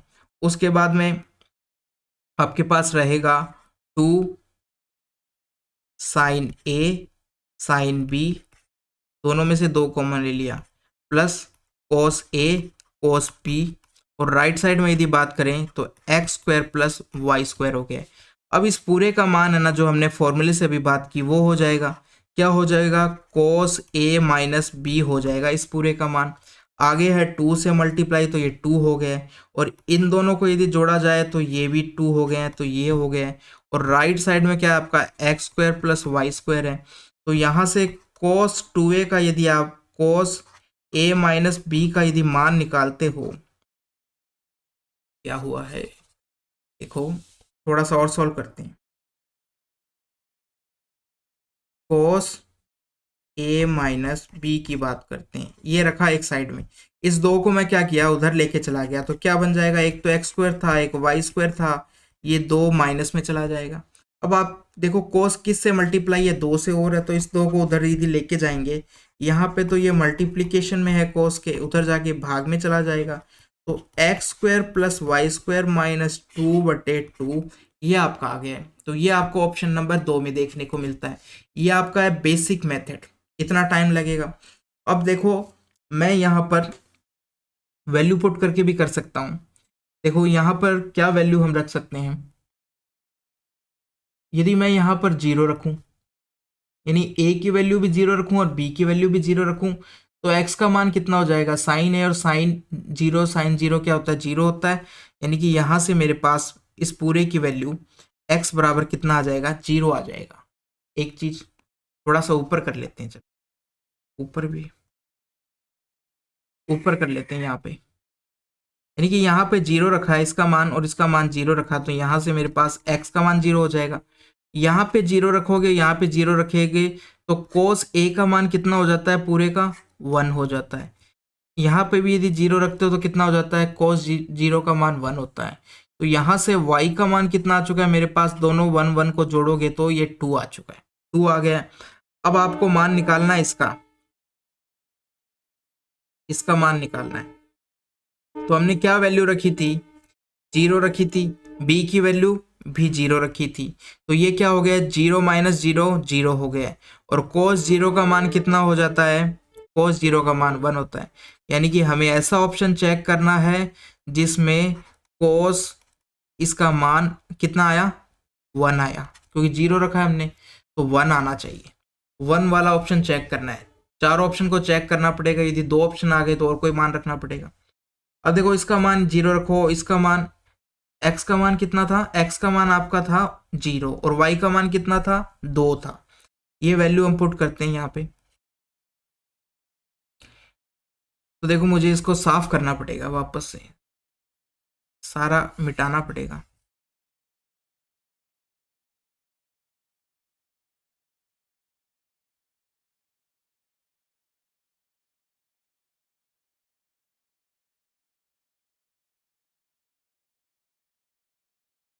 तो देखो x का मान पहले ऑप्शन में यदि रखते हैं, x का मान तो क्या 0 रखोगे तो 0 का स्क्वायर 0 ही हो जाएगा, y का मान 2 है तो 2 का स्क्वायर करोगे तो 4 हो जाएगा, +2/2 यहाँ से कितना आया, ये 6 + 2 बराबर आपका आंसर आ गया 3।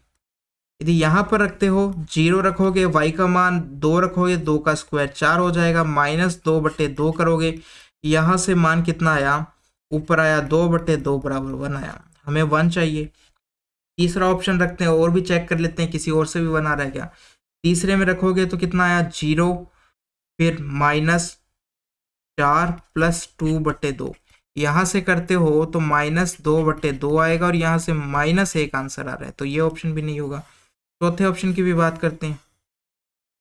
चौथे में क्या करना है हमें, चौथे में 0 -4 -2/2, यहाँ से करोगे तो -6/2 बराबर -3 आएगा। तो कहाँ से ऑप्शन में 1 आ रहा है, 1 ऑप्शन नंबर 2 से आ रहा है, तो 2 हमारा राइट आंसर हो जाएगा। तो ये हो गया है, क्योंकि हमने जो इसका मान निकाला वो भी 1 था और वो दोनों सेटिस्फाई करना चाहिए, यानी ऑप्शन से मान और जिसका मान निकालना है वो दोनों बराबर आने चाहिए, 1 1 ऑप्शन नंबर 2 हो गए। आगे बात करते हैं सवाल नंबर 20 की।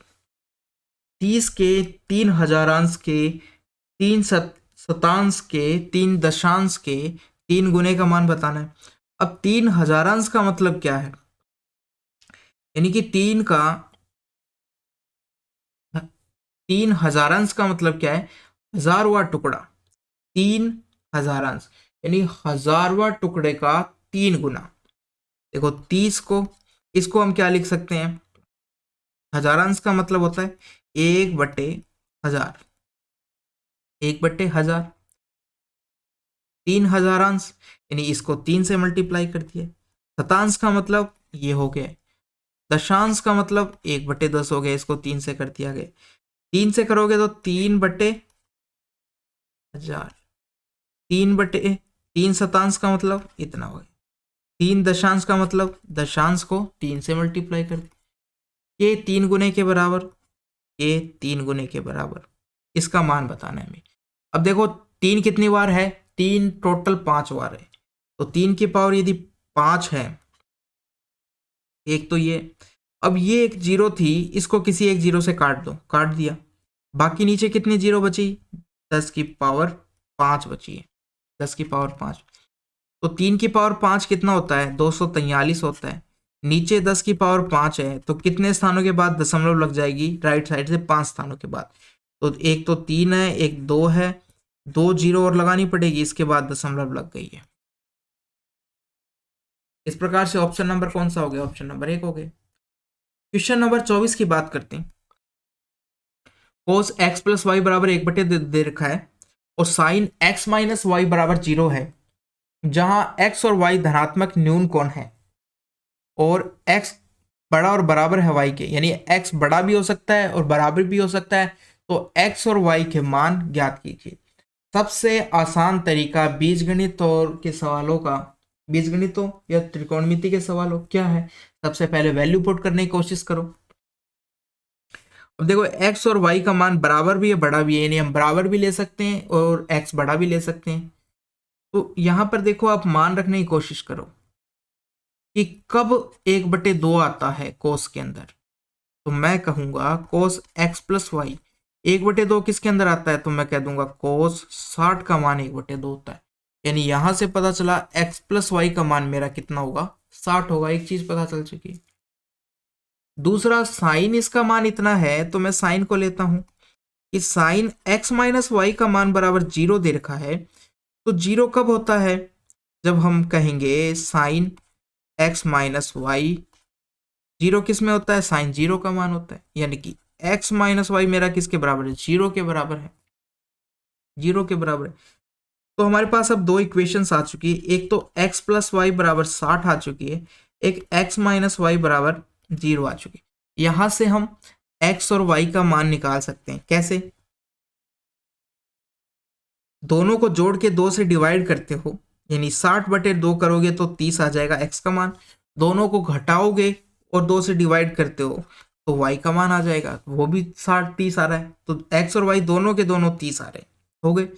हमारे पास दोनों के मान आ गए। आपको कहाँ पर दिखाई दे रहा है? ऑप्शन नंबर 3 में दिखाई।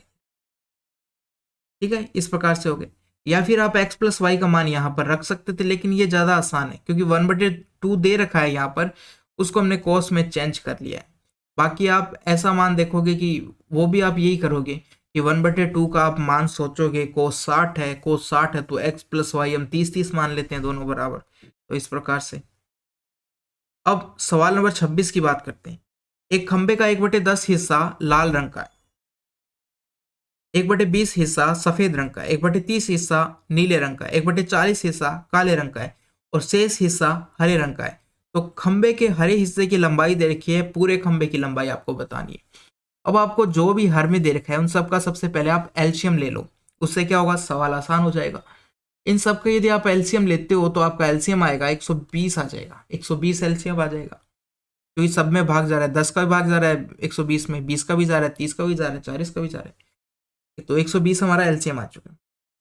अब 1/10वां भाग निकालना है हमें, 1/10वां भाग निकालना है। तो कैसे निकालोगे? 10 का भाग दे दोगे इसके अंदर, थोड़ा सा और बड़ा कर देते हैं। 1/10वां भाग यदि निकालना है, 10 का भाग दोगे कितना आ जाएगा? 12 आ जाएगा। 1/20वां भाग निकालना है आपको, भाग दोगे कितना आ जाएगा? 6 आ जाएगा। 1/30वां भाग निकालना है, भाग दोगे 4 आ जाएगा। और 1/40वां भाग निकालना है, 40 का भाग दोगे कितना आ जाएगा? 3 आ जाएगा। और बाकी बचा हुआ भाग है, बाकी बचा हुआ निकालना है। तो बाकी बचा हुआ भाग क्या है? हरा है। तो अब इनको आप देखो, इनको सबसे पहले जोड़ो आप। ये आपका हो गया है 10 और ये 15, 10 और 15 25, 25 हो गए। तो ये 120 में से 25 घटाओगे, बाकी भाग हरा है, 25 घटाओ तो 195, यानी जो हरा भाग है वो कितना है? 95, 95 अनुपात।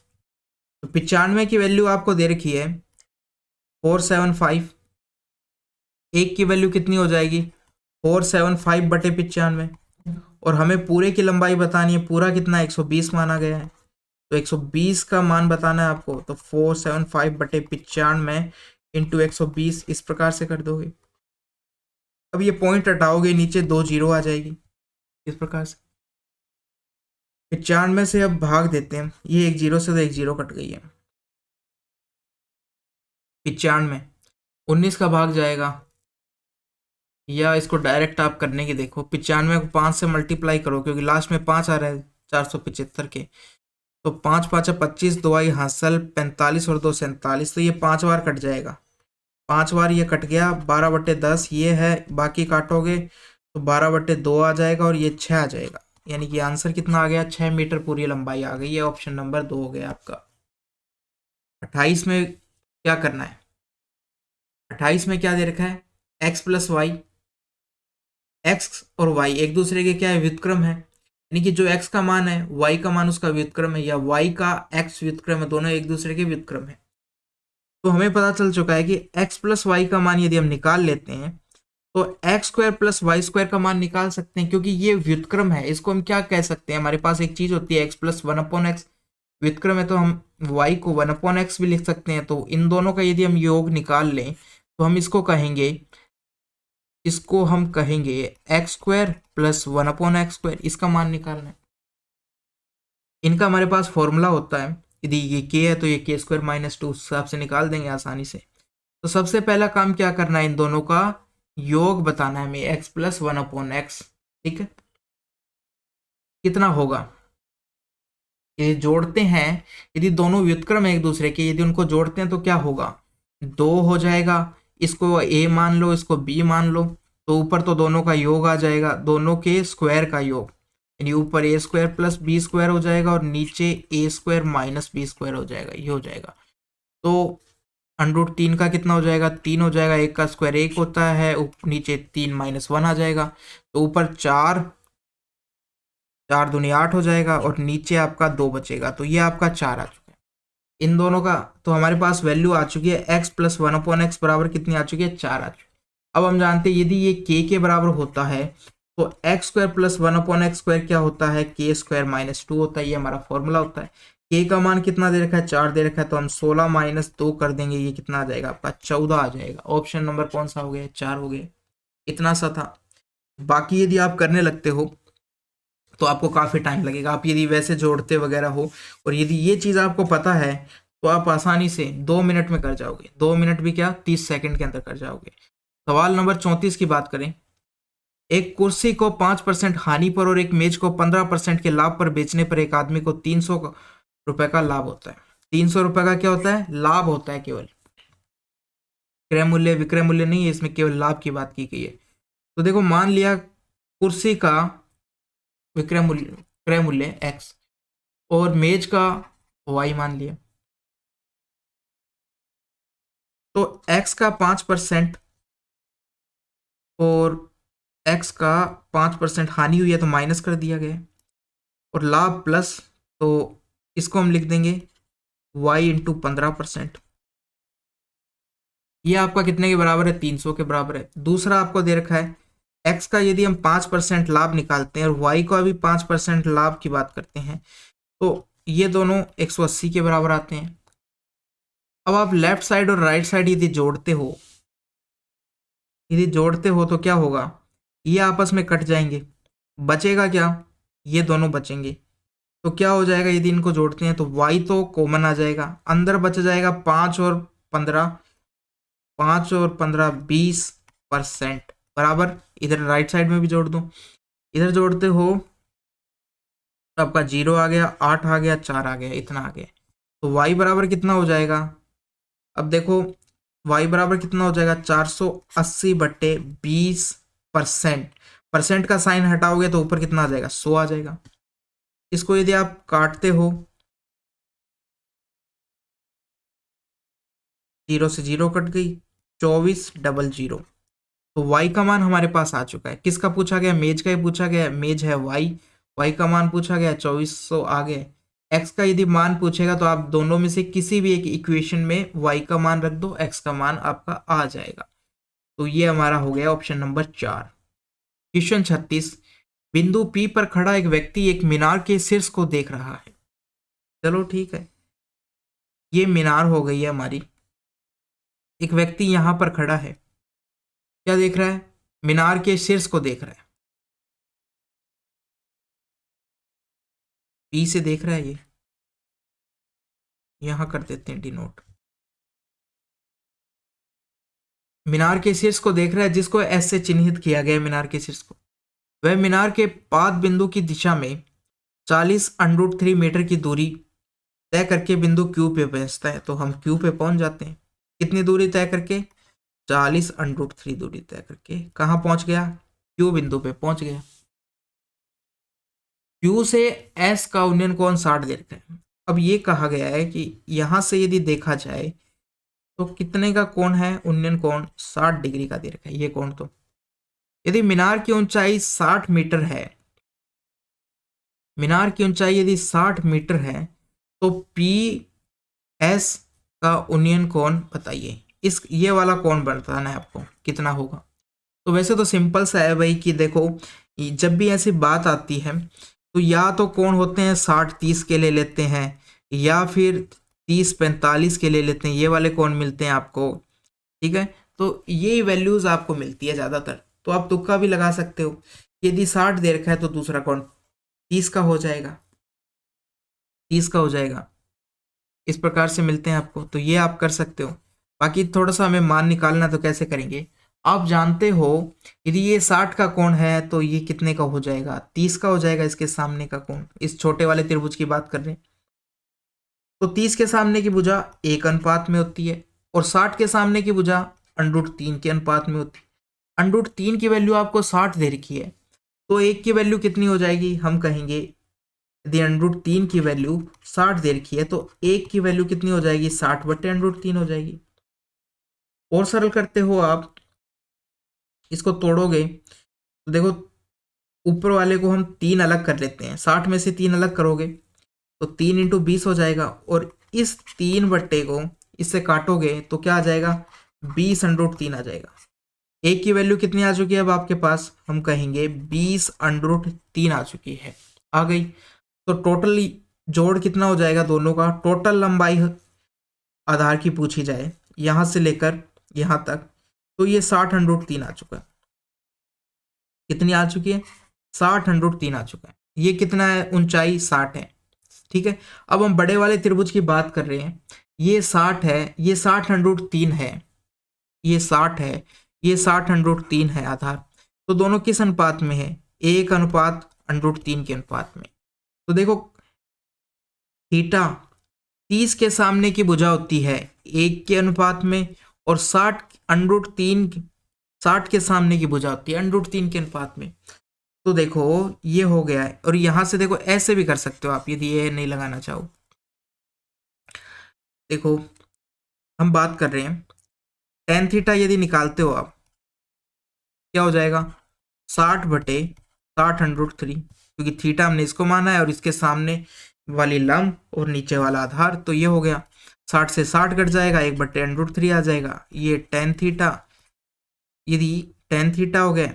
अब देखो तो थीटा की वैल्यू कितनी हो जाती है, कब होता है 1/√3, तो हम कहेंगे जब जब कब होता है 1/√3, टेन 30 पर होता है।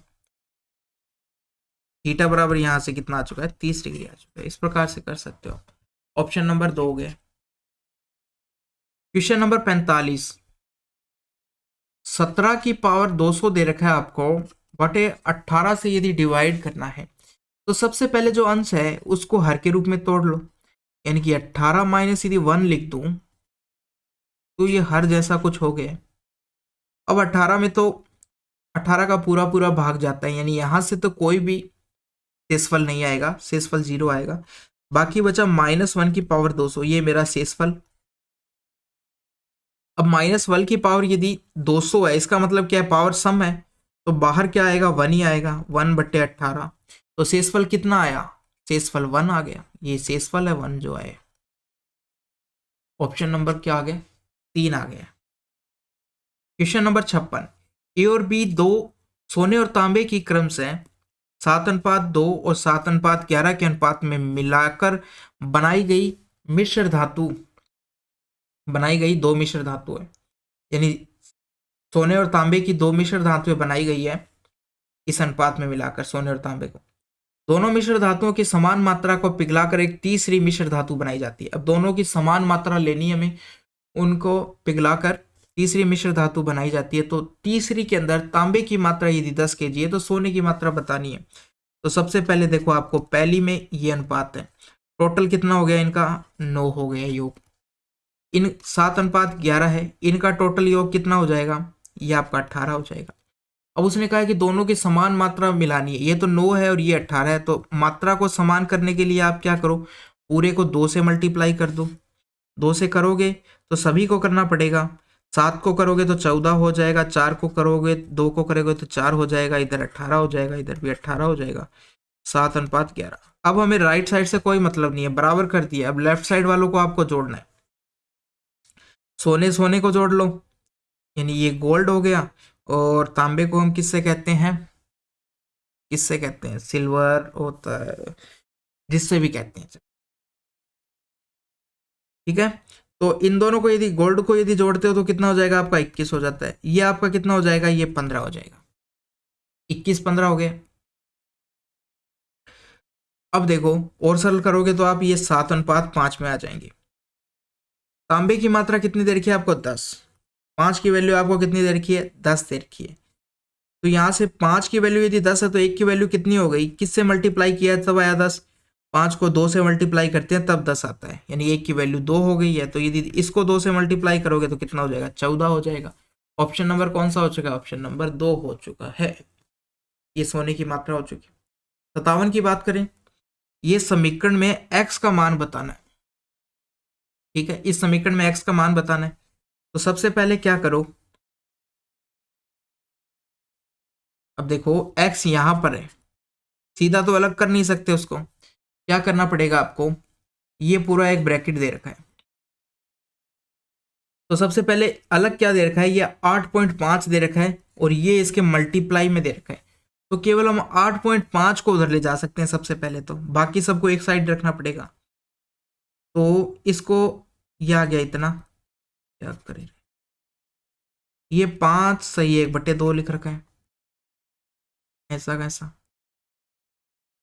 इसको मैं क्या लिख सकता हूँ, इस ब्रैकेट को यदि खोलते हैं, इस पूरे ब्रैकेट को खोल दिया हमने अंदर वाले को यदि, तो क्या आ जाएगा, सबसे पहले अंदर वाला ब्रैकेट सॉल्व करते हैं, उसको यदि ओपन किया तो क्या आया, एक तो 7/2 और दूसरा आपका आ जाएगा 2/8x। ये हमने अंदर वाला ब्रैकेट सॉल्व कर दिया सबसे पहले। अब यहाँ पर एक ब्रैकेट लगा हुआ है, उसके बाहर आपको क्या दे रखा है, 4.25 दे रखा है, और भाग में, ये भाग में दे रखा है कितना, इसका स्क्वायर कर दिया 7 के साथ, इतना आ गया। अब देखो बराबर में जो भी था 306, ये माइनस है बाहर इसके, 8.5 को मैं उधर ले गया, इधर प्लस का था 8.5, इधर माइनस का हो जाएगा इस प्रकार से। अब ये 7 माइनस 1/2 है, ये 5 से 1/2 है, इनको घटाओगे तो माइनस का 2 आ जाएगा, अंदर तो ये आ चुका है, प्लस 2.8/x है, इतना हमने इसका मान निकाल दिया। बाहर आपका अभी भी माइनस है, इसको सॉल्व करते हो तो पॉइंट से पॉइंट कट जाएगा, 4/25/4 है, 4/425/4 है, ये आ गया। इनको घटाते हो, 9 घटाओगे तो 297 आ जाएगा, तो 297.5 आ गया, ये आ गया। अब क्या करें हम, इस ब्रैकेट को, ब्रैकेट के यहाँ पर कितना दिखाई दे रहा है आपको, ये इससे क्या है, मल्टीप्लाई में है, तो उधर जाके भाग में हो जाएगा, इसको भी ले जाओ आप, 2 + 2.8/x है, इस प्रकार से। बाहर माइनस था, इधर लेके चले गए इसको, 297 इतना दे रखा है, नीचे आ गया 425 आपका, और ये 4 कहाँ है, ऊपर चला जाएगा, यहाँ से दशमलव हटाई तो नीचे 10 आ गया, इस प्रकार से कर दिया गया, इतना आ गया। अब देखो सबसे पहले आप क्या करो, इधर थोड़ा सा सॉल्व कर लेते हैं, 25 से इसको काटो, 25 से इसको काटो, 25 से काटोगे तो एक बार जाएगा, फिर आपका 7 बार जाएगा, 175 आएगा, 7 बार चला जाएगा, यहाँ पर 25 से कम 25 जाएगा, फिर आपका, फिर वापस एक बार जाएगा, फिर आपका 9 बार जाएगा, ये आ गया। 17 को 119 से काटोगे तो कितनी बार कट जाएगा, ये आपका 6 बार कट जाएगा, तो यहाँ पर कितना आ गया 24, और नीचे है पॉइंट 10, तो 2.4 आ गया इसका मान, यहाँ पर 2.4 आ गया। अब इस माइनस को या तो आप राइट साइड में ले जाओ, या फिर अंदर मल्टीप्लाई कर दो, यदि अंदर मल्टीप्लाई करते हैं तो ये 2 तो प्लस का हो जाएगा और ये माइनस का हो जाएगा, 2.x बराबर 2.4, इतना हो गया। अब देखो अब देखो क्या करते हैं हम, 2.8 को तो ऐसे रख लेते हैं माइनस का, और इस 2 को उधर ले जाओगे तो ये माइनस का हो जाएगा, तो यहां से मान क्या मिला राइट साइड में, 0.4 बचा है, केवल 0.4 बचा है। अब आप क्या करोगे, देखो 0.4 बचा है, ये माइनस का है, ये 2.4 था, उस माइनस को इधर लाए तो ये आपका प्लस हो गया, उधर गया तो 2.4 बचा, कहीं पे गलती हो गई क्या, ये भी माइनस का चल रहा है जब से, ये भी माइनस है, ये भी माइनस है, ये भी माइनस है, तो ये माइनस माइनस यहाँ पे प्लस हो जाएगा, यहाँ पे भी प्लस हो जाएगा, इतना आ गया है। तो x का मान मेरा कितना आ जाएगा, x का मान आ जाएगा 2.8/04, इतना आ जाएगा, पॉइंट से पॉइंट कट जाएगा, ये 7 आ जाएगा आपका, 7। x का मान कितना आ गया, 7 आ गया, अभी भी कहीं पे गलती हो गई है, x का मान कितना आ गया, 7, 7 तो नहीं आ रहा है, 0.4 2.8, कहाँ गलती हो गई, देखो वापस से पूरा चेक करना पड़ेगा, ये ठीक था, ये ठीक था, इसको लेके आए हम इधर, बटे में 4 था, 295, 4 ऊपर चला गया, 24 हो गया है, और 10 2.4 हो गया है। अब ये 2 बटे x है। इधर आपका इन दोनों को यदि घटाते हैं तो -2 बचा था। हमने क्या किया, इन दोनों को यहाँ पे माइनस हो गए दोनों। अब इसको घटाएंगे तो -2 बच गया, -2 बच गया। फिर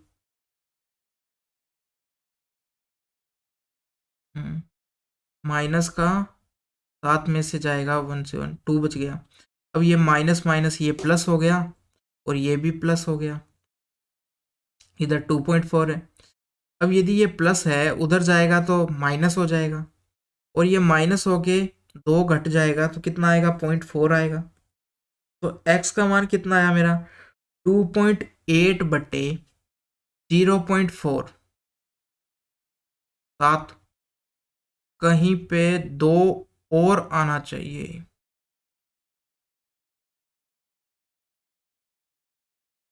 देखो ये 19 से कटा 4 आया,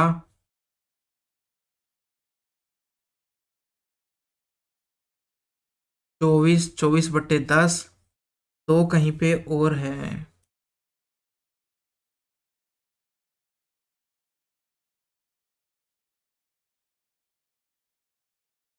सत्रह से कटेगा 6 बार,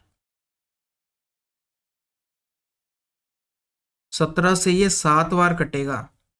17 से कितनी बार कटेगा, यहाँ गलती हो गई, 17 से 7 बार काटोगे तो कितना आ जाएगा, ये आपका 2.8 आ जाएगा, 2.8 आ जाएगा। तो अब देखो यहाँ पर भी 2.8 आएगा, और इसके बाद में यहाँ पे भी 2.8 आएगा। इसके बाद में यहाँ पर आपका कितना बच जाएगा, यहाँ पर 8 बच जाएगा, और यदि यहाँ पर 8 बचेगा तो भाग में 8 आया। अब यदि आप पॉइंट से पॉइंट हटा दोगे और 8 से यदि इसको भाग देते हो तो कितना बार जाएगा, 8 से भाग दोगे तो 8 तिया 24, 8 तिया 24। देखो पॉइंट से तो पॉइंट कट गया, 8 तिया 24, 4 बचा, उसको हम 0.5 लिख देते हैं, या कह दो 3 से 1/2, ये भी कह सकते हैं। तो ये हो गया हमारा सवाल। सवाल नंबर 62, 8 सेंटीमीटर त्रिज्या वाले 4 वर्तों को इस प्रकार से रखा गया है कि उनके केंद्रों को जोड़ने पर एक वर्ग बनता है। इस प्रकार से देखो 4 वर्त रखे गए हैं।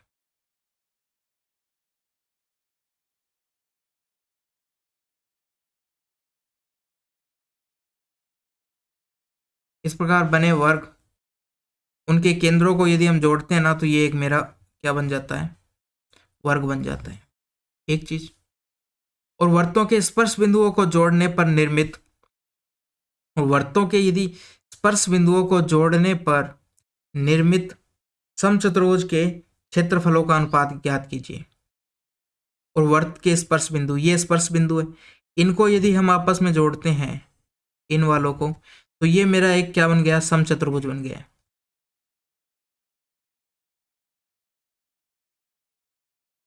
इन दोनों के क्षेत्रफल का अनुपात बताना है, इस वर्ग के और इस समचतुर्भुज के क्षेत्रफल का अनुपात बताना है।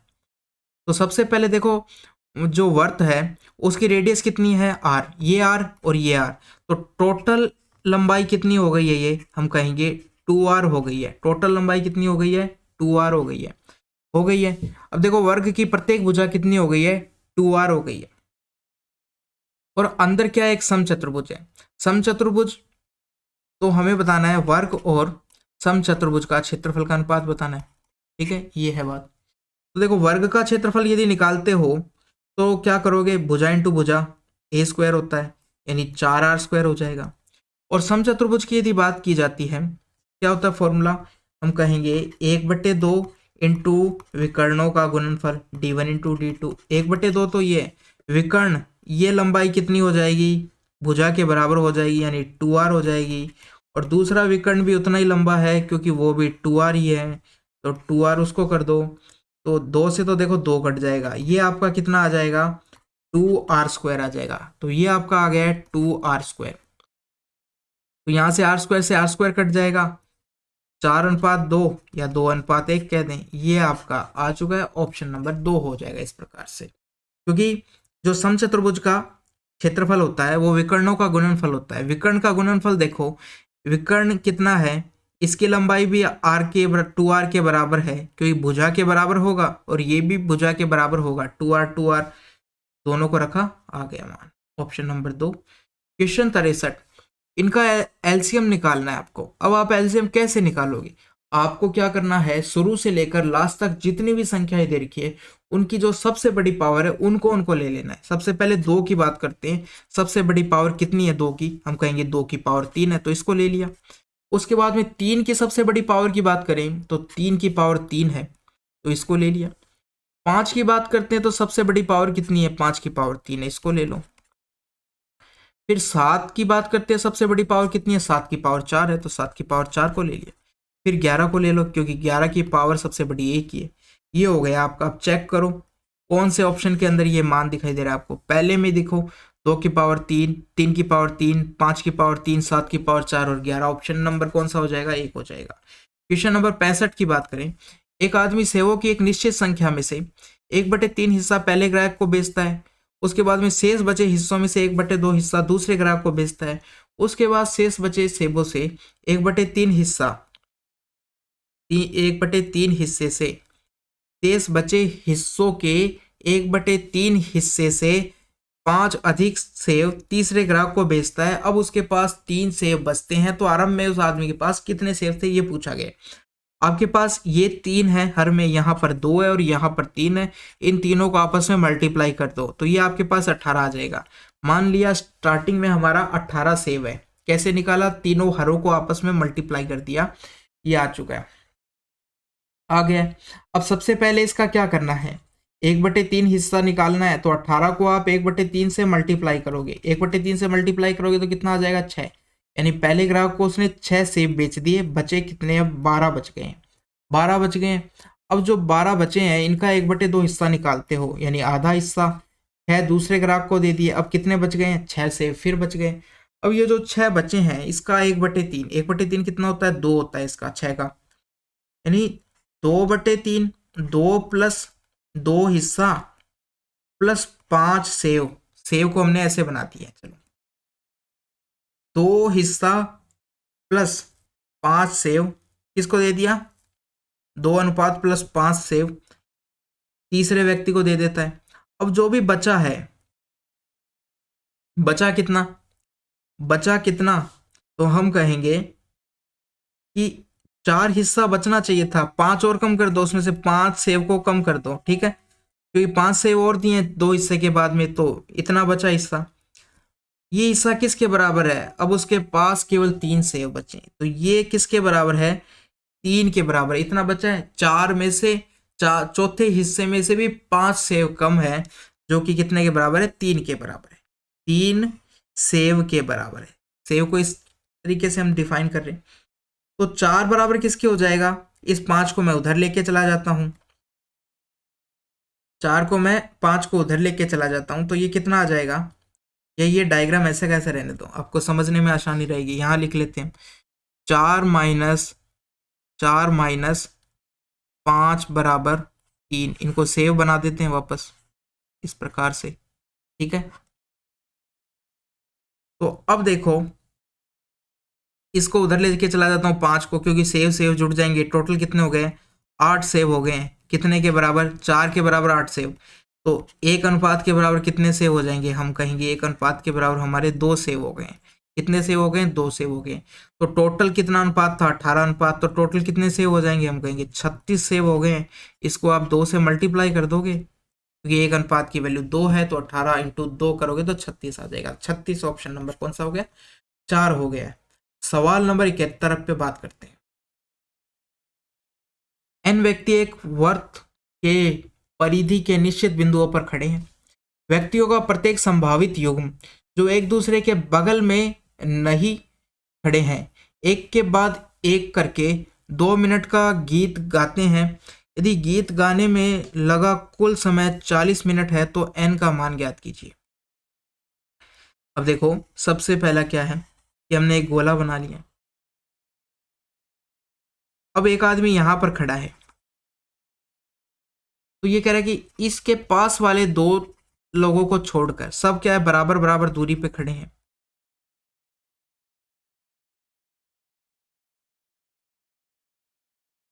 तो ये आदमी की यदि बात करते हैं तो इसके आसपास व्यक्तियों का प्रत्येक संभावित जो उसके एक दूसरे के बगल में नहीं खड़े हैं, यानी कि इसके बगल में कौन खड़े हैं, ये खड़े हैं। एक तो इसको कट कर दो आप, एक इसको कट कर दो। अब बाकी क्या है कि जो भी है वो 2-2 मिनट के लिए गीत गाते हैं, 2-2 मिनट के लिए गीत गाते हैं। तो सेम यही कंडीशन किसके अंदर होती है, विकर्ण के अंदर। जब हम क्या बात करते हैं, एक बहुभुज के विकर्ण की बात करते हैं। कैसे, देखो इसको मैं मिलाता हूं तो ये मेरा एक बहुभुज बन जाएगा, बहुभुज बन जाएगा इस प्रकार से, सभी भुजाओं को, इनको सबको मिलाने से। अब देखो विकर्णों की यदि संख्या बात करते हैं ना, तो ये वाली भुजा है, ये वाला काउंट नहीं होगा, ये वाला भी काउंट नहीं होगा, क्योंकि ये तो भुजा है। कौन सा, आसपास वालों को छोड़ना पड़ेगा, उसके बाद में जो भी मिलाते हो आप वो विकर्ण हो जाते हैं। ठीक है, विकर्ण हो जाते हैं। तो विकर्ण कौन से होंगे, आसपास वालों को छोड़कर। तो ऐसा कहा जाता है कि टोटल विकर्ण की संख्या कितनी होगी, n(n-3/2), ये टोटल विकर्ण की संख्या होती है। और यही फॉर्मूला यहां पर लगेगा, क्योंकि आसपास वालों को छोड़कर जितने भी पर्सन है वो विकर्ण की संख्या के बराबर ही होंगे। तो टोटल इस प्रकार से हम निकाल सकते हैं प्रत्येक के लिए। तो टोटल विकर्ण इस प्रकार से हो जाएंगे, जितने भी विकर्ण बनते हैं इसके अंदर। ठीक है, तो यहां से हम टोटल नंबर ऑफ गीत गाए गए उनकी निकाल लेते हैं कि 2 मिनट का एक गीत गाया गया। टोटल हर बंदा है गीत गाएगा इस विकर्ण के, इस आदमी के लिए ये सारे गीत गाएंगे, फिर अगले को बिंदु को चूज करेंगे, उसके आसपास वालों को छोड़कर बाकी सारे गीत गाएंगे। तो इस प्रकार से जितने भी व्यक्ति होंगे वो टोटल नंबर ऑफ विकर्ण की संख्या के बराबर होंगे, क्योंकि आसपास वालों को छोड़कर बात की गई है। तो टोटल नंबर ऑफ कितने गीत गाए गए, सबसे पहले वो निकाल लेते हैं। तो इसके अंदर आप n कितना दे रखा है, n व्यक्ति, ये तो निकालना है हमें कि नंबर n का मान बताना है। n क्या है, भुजा होती है, कि नंबर ऑफ व्यक्ति कह दो या भुजा कह दो, बराबर होता है, जितने व्यक्ति होंगे उतनी भुजा होगी। तो ये है, ये क्या है कि जितने भी गीत गाए गए उनकी संख्या है। तो हम यहां पर लिख देते हैं गीतों की संख्या है ये। ठीक है, अब टोटल वो कह रहा है कि 40 मिनट तक गाया गया और प्रत्येक गीत 2 मिनट का था। तो देखो संख्या, यदि मैं इसको एक संख्या d से डिनोट कर दूं, मान लिया d से मैंने डिनोट कर दिया है, तो ये किसके बराबर होगा, 2 मिनट का एक गीत गाया गया और टोटल जितना समय होगा, यानी कि एक गीत, टोटल जितने गीत गाए गए, प्रत्येक गीत 2 मिनट के लिए गाया गया, तो टोटल 40 मिनट के लिए गाया गया। ये मेरी इक्वेशन बन गई है। अब यहाँ पर हमें n-3 रखोगे आप, बटे 2 करोगे, ये यहाँ पे माइनस नहीं है, इस प्रकार से 2 बराबर 40 हो जाएगा। अब देखो ये 2 से 2 कट गया, यानी n(n-3) बराबर कितना आ गया, 40। अब आप इसको सॉल्व करने की बजाय ऐसी वैल्यू रखने की कोशिश करो ऑप्शन से जिससे कि 40 आ जाए। n का मान क्या रखें, यदि मैं यहाँ 8 रखता हूँ तो n-3 मेरा 5 बन जाएगा, और ये दोनों 40 के बराबर होते हैं, यानी कि n का मान कितना रखना पड़ेगा, 8। तो 8 व्यक्ति हैं, कितने हैं, 8 व्यक्ति हैं। ये हो गया ऑप्शन नंबर 4 इस प्रकार से। सवाल नंबर 84 की बात करते हैं। एक रेलगाड़ी आर चेन्नई से सुबह 5 बजे निकलती है और दोपहर 12 बजे विजयवाड़ा पहुंचती है। एक अन्य रेलगाड़ी एस विजयवाड़ा से सुबह 7 बजे निकलती है और चेन्नई शाम को कितने बजे पहुंच जाती है। तो दोनों रेलगाड़ी किस समय पर एक दूसरे को पार करती है। तो देखो इस प्रकार का सवाल दिया गया है, इसमें ना तो आपको देखो केवल टाइम बता दिया गया है, उसके अलावा चाल नहीं बताई गई है, दूरी भी नहीं बताई गई, केवल समय बताया गया है और वो पूछा गया है कि किस समय वो आपस में मिलते हैं। तो ऐसे सवालों का करने का एक स्पेशल तरीका है आसानी से, वो आपको ध्यान रखना है। मान लिया कि ये यहाँ से चलती है, चेन्नई को सी से दे दिया है, विजयवाड़ा को वी से दे दिया। ये यहाँ से चलती है पहली ट्रेन, पहली ट्रेन इधर से चलती है, दूसरी ट्रेन इधर से चलेगी। ये 5 बजे निकलती है, कितने बजे निकलती है? 5 बजे निकलती है। दूसरी ट्रेन कितने बजे निकलती है? 7 बजे निकलती है। ठीक है, ये टोटल जो पहली ट्रेन है, मैंने ये ट्रेन बना दी, दूसरी ट्रेन को अपन इधर बना देते। पहली ट्रेन टोटल कितना समय ले रही है? तो हम कहेंगे यहाँ से 5 बजे से निकली, यहाँ 12 बजे पहुंची, तो टोटल इसने 7 घंटे का समय लिया है। कितने घंटे का समय? 7 घंटे का समय। दूसरी ट्रेन कितने घंटे का समय ले रही है? 10.5 घंटे का समय ले रही है। 7 में से आप 5.5 घटाओगे शाम के तो 10.5 आ जाएगा। पहली ट्रेन 7 घंटे का समय ले रही है, दूसरी ट्रेन 7.5 घंटे का समय ले रही है, या हम इसको लिख दें 21/2, क्योंकि यदि 30 मिनट को घंटे में चेंज करते हैं तो 1/2, और ये 10 था तो इस प्रकार से 21/2 हो गया। अब हमारे पास किसका अनुपात आ गया? समय का अनुपात आ गया। समय का अनुपात क्या आ गया है? 7:21/2, ये आ गया आपके पास। 7:21/2 आ गए। ये 7 समय लेती है, 7 घंटे का समय लेती है, 21 का लेती है। तो यहां से हमें दोनों का एलसीएम लेंगे, कितना आ जाएगा? ऊपर ऊपर वालों का लेना है आपको, 21 आ जाएगा। ये चीज आपकी क्या आ गई है? ये आपकी दूरी आ गई है, दूरी 21 आ गई है। अब 7 एक्चुअल में 21 नहीं है, हमने माना है इस प्रकार से, दोनों का एलसीएम लेके 7 का भाग दिया, इसके अंदर कितना आ जाएगा? 3 आ जाएगा। और इसका यदि भाग देते हो तो 21 से 21 कट जाएगा, और 2 इससे मल्टीप्लाई होगा, यानी 2 आ जाएगा। ठीक है, 21/2 का भाग देते हो 21 में तो 2 आ जाएगा। ये आपका क्या आया? चाल है, चाल का अनुपात आ गया। तो चाल उनकी 3:2 के अनुपात में है, दूरी उनकी क्या है? 21 है, समय उनका इस प्रकार है। ठीक है, दोनों बराबर बराबर, दूरी तो दोनों की बराबर है, यहाँ से लेकर यहाँ जाती है, वो भी विजयवाड़ा से लेकर चेन्नई, वो भी चेन्नई से लेकर विजयवाड़ा, यानी दूरी तो उनकी बराबर है, दोनों की 21-21 होगी। तो दोनों रेलगाड़ियां किस समय पर एक दूसरे को पार करेगी, ये पूछा गया। अब देखो यहां से हमारे पास ये आ गया। अब हम क्या निकाल सकते हैं कि अब आप ये चीज समझो, पहली रेलगाड़ी कितने बजे चली थी? 5 बजे चली थी। दूसरी रेलगाड़ी 7 बजे चली थी। यानी जो पहली रेलगाड़ी 5 बजे चली थी वो 7 बजे तक कितना चल देगी? क्योंकि दूसरी रेलगाड़ी 7 बजे चली है, मान लिया यहां तक चल देगी 7 बजे तक। ठीक है, तो प्रत्येक घंटे उसकी चाल कितनी है पहली रेलगाड़ी की? 3, यानी 1 घंटे में वो 3 चलती है, दूसरे घंटे में भी 3 चल देगी, यानी कि 7 बजे तक वो 3 + 3 टोटल 6 चल देगी। टोटल दूरी कितनी दे रखी है? 21 दे रखी है। 21 में से कितना चल दिया उसने? 6 चल दिया है। 21 में से कितना चल दिया? 6 चल दिया। कितना बचा? 15 बच गए, 15 बच गए। अब ये जो 15 दूरी बची है, 7 बजे ये भी यहां से रवाना होगी, ये भी यहां से रवाना होगी, तो सेम समय होगा। अब दोनों ने समय तो सेम लगाया। यदि यहां से बात करते हैं, जितने समय के लिए ये यहाँ पे पहुंची है उतने ही समय में ये भी यहाँ पे पहुंची है। ठीक है, यहाँ पे जाके मिल जाती है ये, तो चाल क्या होगी? जुड़ जाएगी। चाल दोनों की कितनी है? एक की 3 है, एक की 2 है। दूरी कितनी बची है आपकी टोटल? अब दूरी हमारी बची है 15 बची है अब शेष दूरी। तो समय कितना लगेगा उसको? समय लगेगा 15 इन दोनों को जोड़ दो, 5 से डिवाइड कर दिया, दूरी इतनी है, चाल दोनों एक दूसरे की तरफ चल रही है, तो दोनों की चाल जुड़ जाएगी। समय आ जाएगा 5 से करोगे तो 3 घंटे का समय आ चुका है आपका। कितना आ चुका है? 3 घंटे का समय आ चुका है। कब से?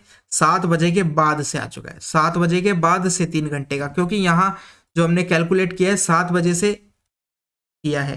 पहली ट्रेन 5 से चलती है, 2 घंटे, उसको तो हमने निकाल दिया। अब 7 बजे से दोनों ट्रेन चलती है, तो उसको हमने कैलकुलेट किया है कि 3 घंटे बाद वो मिल जाती है, 3 घंटे में मिल जाती है। तो 7 बजे से 3 घंटे यदि आप जोड़ते हो तो कितना बच जाता है? 10 बजे। 10 बजे वो मिल जाएगी। कितने बजे मिलेगी आपस में? 10 बजे मिलेगी। ऑप्शन नंबर कौन सा हो जाएगा? 3 हो जाएगा। अच्छा सवाल है, नोट कर लेना, और तरीका भी अच्छा है, ये भी नोट कर लेना आप। आगे बात करते हैं। तो दोस्तों यहाँ पर आज का अपना पेपर कंप्लीट हो गया है। ये पेपर कैसा लगा आपको, और ये लास्ट सवाल का जो मेथड है वो कैसा लगा, आप कमेंट में जरूर बताना।